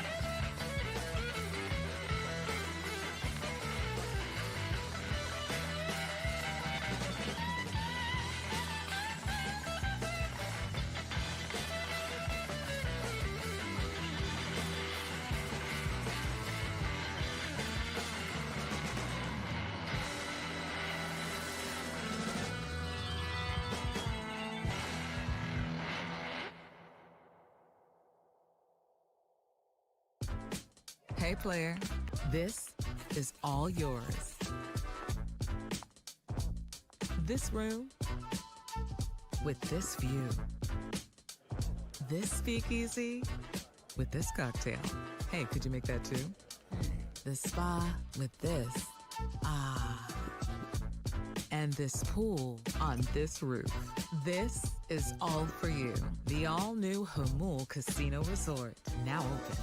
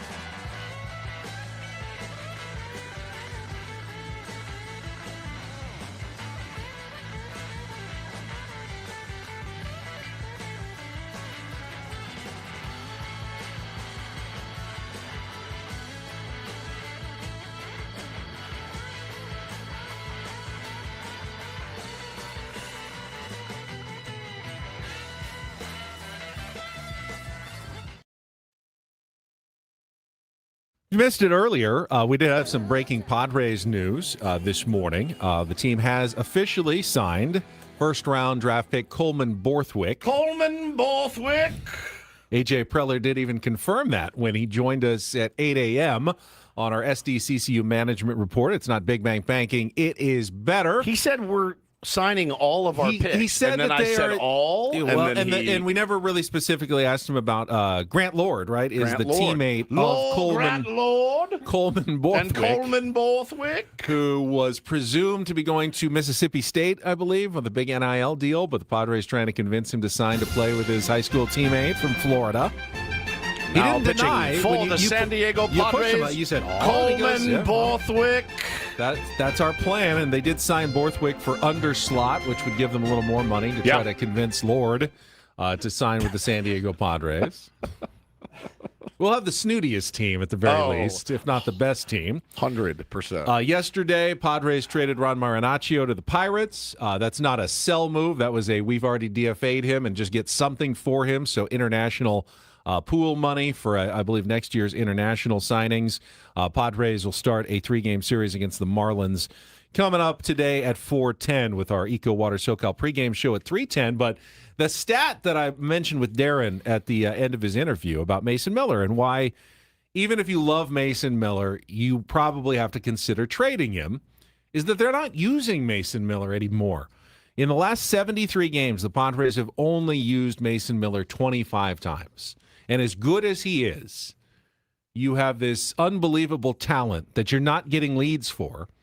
Now, you could say, well, maybe next year they will. Yeah, that's true. And you'll be sad if you don't have Mason Miller and you have a ton of leads to protect in 2027. But right now, you have way other bigger problems. And Mason Miller is just sitting there impacting 1 out of every 27 innings that your team plays at the moment. Yeah, there's 26 other innings that they need help with right now. Man. And he's frustrated. I mean, you can tell. AC just had it in his piece. He said, I want to pitch. I need to pitch. Pitching keeps you sharp, and I need to pitch. So that's sounds like a little frustration there, which is understandable. And Darren had the funny stat of Heath Bell having 43 saves in a 70-win season, but that's a good year for him. He's like, man, we probably wouldn't have won anything without me. That's what he wants to do. He wants to pitch. And you can't just pitch him just to pitch him. You're not going to pitch him when you're down 4-2 in the 8th inning. That's malpractice. That's the unfortunate part. Because then we all know the next day you'll have an opportunity for a save, and he won't be available. Yeah, I know, man. It's tough. It's funny, though, because at the beginning of the season, there was so much consternation of you're throwing Mason Miller too much. He's out there too many days. You got to be careful. You need him for the long haul. And here we are, the long summer of not that much Mason Miller out on the mound. Not at all. Which is unfortunate. It is. It sucks as a fan to not get to see him, come in and close out games. He's been the best at it. All right, what did the rest of baseball look like yesterday? Let's get to it. It is time for the MLB Reach Around. They're doing the Reach Around. They're doing the Reach Around. Everybody doing the Reach Around. Padres lose to the Atlanta Braves 6-5. There were only 4 other games in the big leagues yesterday. The most important from a Padres perspective, Arizona Diamondbacks won again. They've gotten hot. They've won 9 of their last 11 games after they beat the Cardinals 10-6, which drops the Padres 4 games back of the Diamondbacks for the third and final wild card spot in the National League. Now, you do have, I believe, 2 more series left against the Diamondbacks the rest of the season, so you have some ability to influence that the rest of the way. But as they get further away, and we had the argument, kind of the buy or sell argument earlier, you could buy perfectly and get the exact pitching you need and play really well. You can't stop the Diamondbacks from playing well also, and if you can't outplay them by 5 games the rest of the way, then you may be chasing after nothing the rest of the season. And that's a real concern for the Padres going forward. Yeah, so wouldn't that be the worst thing long term? Of course. It's the worst thing long term. It would be exciting for us for the next 2.5 months, for sure, as fans, to be rooting for this team, and they're playing better and they're creeping up the standings. But if they don't get in and we burned, future capital that we could use, that would suck. Yeah, it would. Looking at the teams ahead of us in the wild card, Benny, the Pirates will take on the Cubs. That's a good series, good strong matchup there. The Cardinals will take on Cincinnati. Of course, the Miami Marlins will take on us. The Nationals will be taking on the Arizona Diamondbacks now. So this is what we're looking for. So you the next will few have days. some teams losing, but you'll also have some teams winning because they're playing each other. So you can't really gain significant ground. I mean, you need to beat the Marlins, of course, right? Yeah, if you win the series or sweep the Marlins, you'll be in a better spot on Monday. But you're not going to be in a playoff spot. I know that for a fact. The math just doesn't work out for you, and you'll be 1 week away officially from the trade deadline on Monday morning. Other finals yesterday: the Detroit Tigers got a 4-3 win over the Kansas City Royals. Dylan Dingler had the go-ahead RBI double in the bottom of the 8th inning. I watched that entire game, by the way, sitting at my desk, and it was Matty V and Eric Hosmer on the entire call. And Hos, it's funny. I didn't know he liked talking into a microphone that much because when he was here, he never really did, ever. And he's okay. He's okay. You can tell he's got about, let's say he's a starting pitcher. He's got about 3 pitches in his arsenal, and he goes to them quite a bit. So he runs the same kind of, he's getting his feet wet with this, but he didn't do terribly. I'd rather listen to him than Oral Hershiser, I'll tell you that. Speaking of ex-ball players making their broadcasting debut. Broadcastering? Broadcastering. Is that a word? No, it's not. I just Broadcastering. Made it up. I like Broadcasting debut. Joey Votto will be on the NBC Peacock Sunday night game between the Yankees and the Phillies, making his debut this weekend. So I don't know how he's going to do at that job. Now, he's going to be working with who? Do we know yet? He is going to be working with... Is it Benetti? It's got to be Benetti. It's ESPN, right? He will be on the pregame show alongside Bob Costas. Oh, sick. Did you guys see the clip yesterday when he was asked by Brian Kenny? He's nervous, right? No. He's not nervous. He was phenomenal. Well, he's good, but I mean, I thought he said he was a little nervous. The thing with Brian Kenny? Yeah. I don't know. But this was cut down for Instagram, and they were asking him about PEDs. And what does he think about, letting guys into the Hall of Fame that have taken PEDs? I don't know that I've ever heard a baseball player speak maybe as eloquently as Joey Votto does. So I don't know how that's going to translate to a pregame show, but he's spectacular. Here's the quote about his NBC debut. He says, quote, "The thing I really like to do going into a baseball game is be as prepared as possible and in such a way that would simplify the game. And I am finding a challenge with this because I've never done this before and because my strengths are specific, but the game is vast. The only time I ever found I was nervous was when I was ill-prepared, and I was almost never ill-prepared." I don't know why he's not in baseball, in an organization, as an advisor at least, at the minimum, an advisor.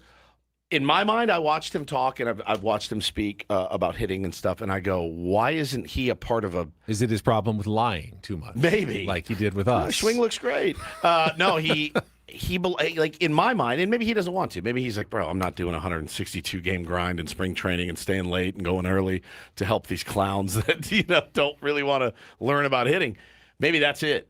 But I'm telling you, Ben, listening to this dude talk, Ben, in my mind, I feel like he's one of the rare guys that could make the jump from really, really good hitter to really, really good coach / manager / hitting coach. He's so smart. Finally, the Toronto Blue Jays beat the Tampa Bay Rays 3-1. Rare win for the Blue Jays. Padres did seem to fix Shane Bieber a little bit as he went 7 innings and allowed just 1 earned run. He looked fantastic. And the Twins beat the Guardians 3-1 in 12 innings. You don't see that very often anymore with the extra runner, the free runner at second base. The Twins bullpen had to pitch 3 straight hitless innings to keep the Guardians from scoring that runner from second base. Pretty impressive work by a pen not to let one single free runner score from second base in 3 innings, and they finally scored a couple in the 12th to split that 4-game series. That's your abbreviated MLB reach around. Love it. All right, we'll come back. We'll preview the series. Padres against the Miami Marlins starting. We've got some soccer this weekend, and we have not done it in a while, but Flubs of the Week will return. All coming up next with Ben and Woods on San Diego's #1 sports station, 97.3 The Fan. Well, I'm going to miss you. I'm not talking to you, Ben, or you, Paul, necessarily, or the tier Clearly. ones. I'm talking to Eco Water. I will miss you when I leave, when I go to Hawaii. Hawaii Hawaii is almost perfect. It's almost perfect. The only thing that is missing is my Eco Water SoCal. Listen, plenty of big water companies out there making big promises. When it comes to your home and the water your family drinks, you cannot afford to cut corners. That's why we trust Eco Water SoCal. They don't just sell you the equipment. Their customer service is phenomenal. They came in, took a couple hours to get everything done, and it looked perfect. Their certified installers are perfectionists. They show up on time. They respect your property. They make sure that the job is done right the first time. From the initial free water test to their flawless installation, it is a true white glove experience. If you want the best products and an elite team that treats you like family, these are the only guys to call. 760-350-3338, 760-350-3338, or go to ecowatersocal.com. Let them know Woodsy sent you. Not everything in life should be hard, especially your water. Keeping it soft since 1925.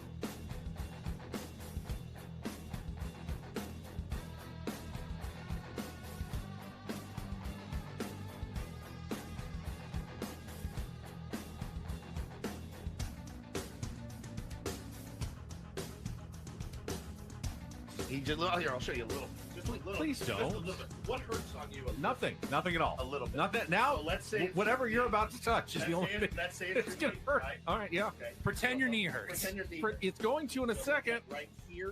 Oh, that is not pleasant. Hey, player, this is all yours. This room with this view. This speakeasy with this cocktail. Hey, could you make that too? The spa with this. Ah. And this pool on this roof. This is all for you. The all-new Hamul Casino Resort, now open.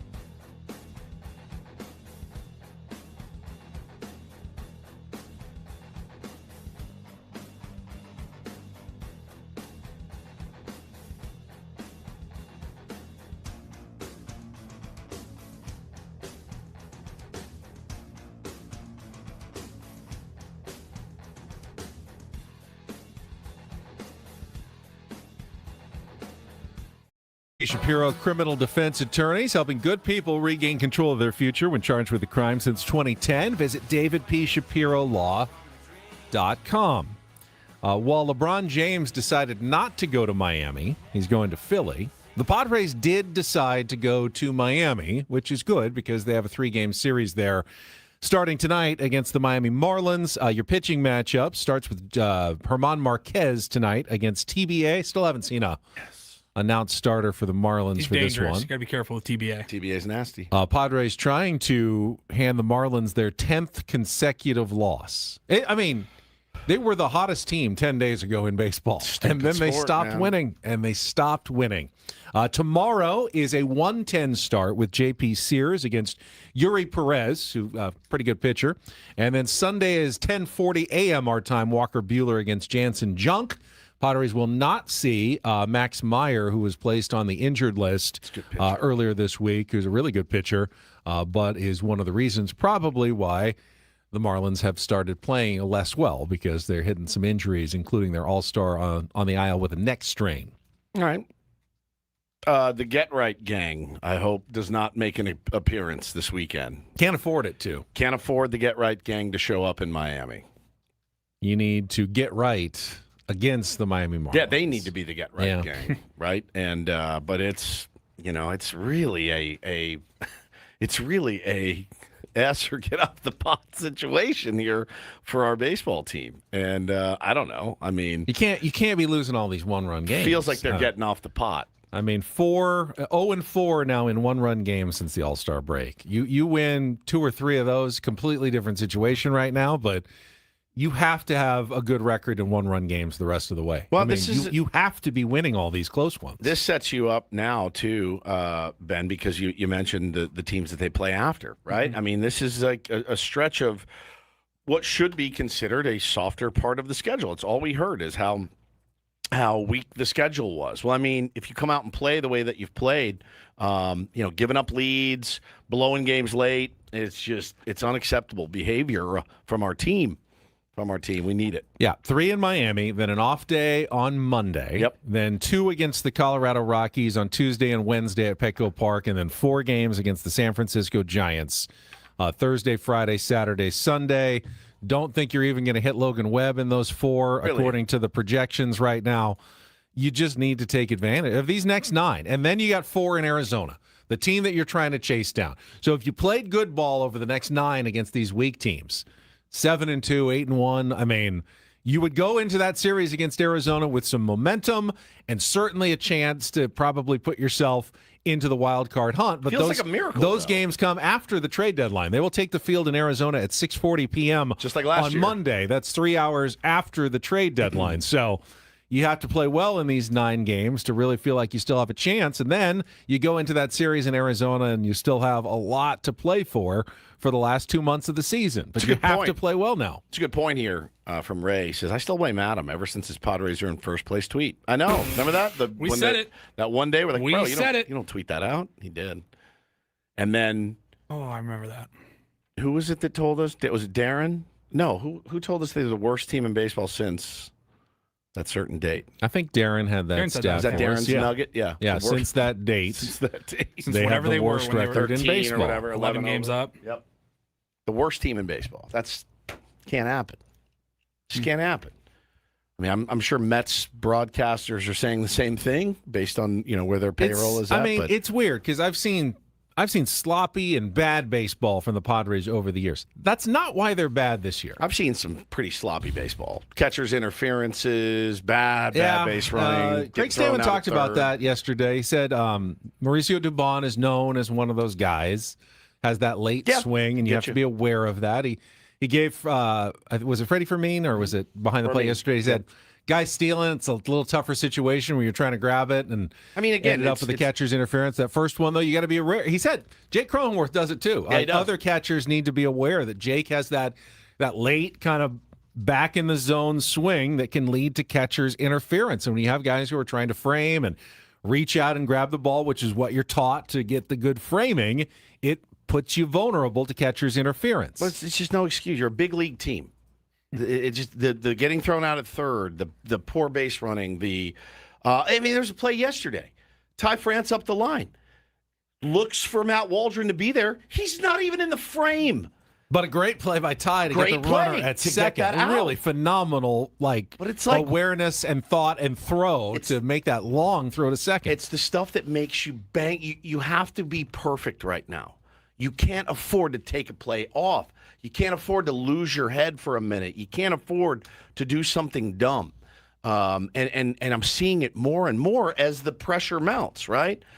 They're just not buttoned up. They're not I dialed just think in. The biggest mistakes they're making are pitchers leaving balls right down the middle. Right down the middle. That's guys in this league the hit one those. that they just haven't been able to overcome lately. Yep. And so which is all the more reason why you have to be perfect at every other facet, right? Like at base running. And I know every pitcher is going to make a couple of mistakes over the course of a start. But your whole start is a constant mistake and has been for a while. So I think you got to cut that guy, man. Whatever it is, it's not working. There's nothing underlying in what Griffin Canning has brought to the table. You go, as soon as he figures out the shape of his cutter, we're going to be in great shape. It's all bad. I mean, you're losing every time he pitches. Every time he pitches. With the day off on Monday, you can skip his turn in the rotation. What do you need him for at this point? I mean, there's got to be. Is Giolito close to coming back? I have no idea. It's just as dire as we it don't can really be. talk about it much, but Randy Vasquez falling off the map was been terrible. It's huge loss for this team as well. It's a huge loss. I don't know what's happened to Randy. If it's He's looked mental, a little bit better out of the pen. The other night was he got dinked and dunked to death. He had a couple of decent pen outings. Still gets the ground balls and double plays. With Randy, it does matter like where that ground ball goes.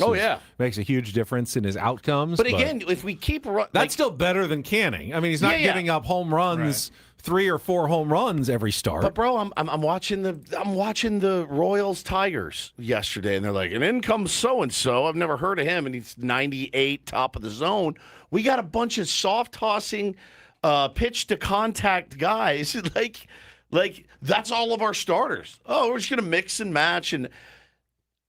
It doesn't play, especially when you have 7 of them. And then you got guys trying to be crafty out of the bullpen. Which is funny because now the soft tossers are Walker Buehler throwing 95 is a soft tosser now in modern baseball. But when you Even come Griffin Canning is, 96, and that's a soft tosser. When you come out of the bullpen, as Randy Vasquez, Kyle Hart, who has touched 96 certainly, but he relies on guile, as does Griffin Canning, as does Walker Buehler. We have a bunch of guys that were relying on guile.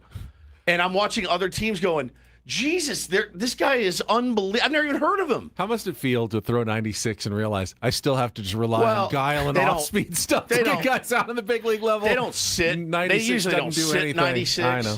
These are guys that are coming in. You know, I watched this kid yesterday, Melton for the Tigers. He's a starter. And I watched Gavin Williams yesterday. Oh, my God, for the Guardians. Bro, it's 98 top of the zone, but it looks like it's 103. Nasties. Yeah. There's just all these guys coming in, and we got guys like that in our pen for sure, but we can rarely deploy them, or we deploy them for too long, and it just doesn't work. Grit and guile is not going to get it done with this team. All right, to wrap things up, I had an all-timer flub earlier this week, which inspired us to bring it back. It's been a while, so Paulie, if you could, wrap us up with some flubs of the week. I had to go back several years. I just picked the last, one of the most recent ones that we did, and then added the new one. So I don't even know what some of these references are. I think there's some coronavirus references. This was from a long time ago. That would tell you that first base is a place they can upgrade. First place, too. First place, definitely. Tatis has paid the big bucks to be our Shard. I have done it again. I haven't heard much. The organization, Bob Melvin. Who is Bob Meller? Because Penske Lincoln's Dong Days of Summer sales event is on right now. Benny and call a public safety power shutoff. The meteorologist at STNG, I'm in trouble too. The ump show is starting in 4 minutes. Let's go, babe. Sherwater's behind the dish. Come on. The dish. And, of course, San Diego State taking on number 14, Yuha on Yuha. Ring it. All right, we'll play this audio for you. Oh, guys. Gnarly. It's gnarly. Out of St. Louis, California. First hour of Ben and Woods. Glad to have you with us on Wednesday morning. Glad to have you with there, wherever we are. And both times, Austin Nolan drove into one run. Who is Austin Nolan? Browns, Bengals, Ravens, 3-2-2 teams in that division. Ballast Point Beer, the official craft beer of the San Diego Padres, at Ballast Point in Little India. He's on 35. He will be before the contract is done. What is a contract? On our Odyssey Spotify podcast, just wherever you get your podcasts. That's all, folks. I could have done another 30 minutes, just so you know. I could have easily listened to another 30 minutes. That predates moving Fernando Tatis Jr. to the outfield. Bob Melvin as manager of the Padres. I was going through some of the old, they were 3 minutes long when we used to do them every Friday, and they were always chronological. So we'd run 3 minutes worth and then kind of just push the old ones out. So if I really put the time in and went through all of the flubs that were saved from 6 years ago or whatever, I need it, and put the best ones in a montage, it would be really good radio. I need it so bad. I forgot how much I loved some of those. There's so many good ones. Sharding short. I can't even say it. I can't even say the flub. Sharding shortstop.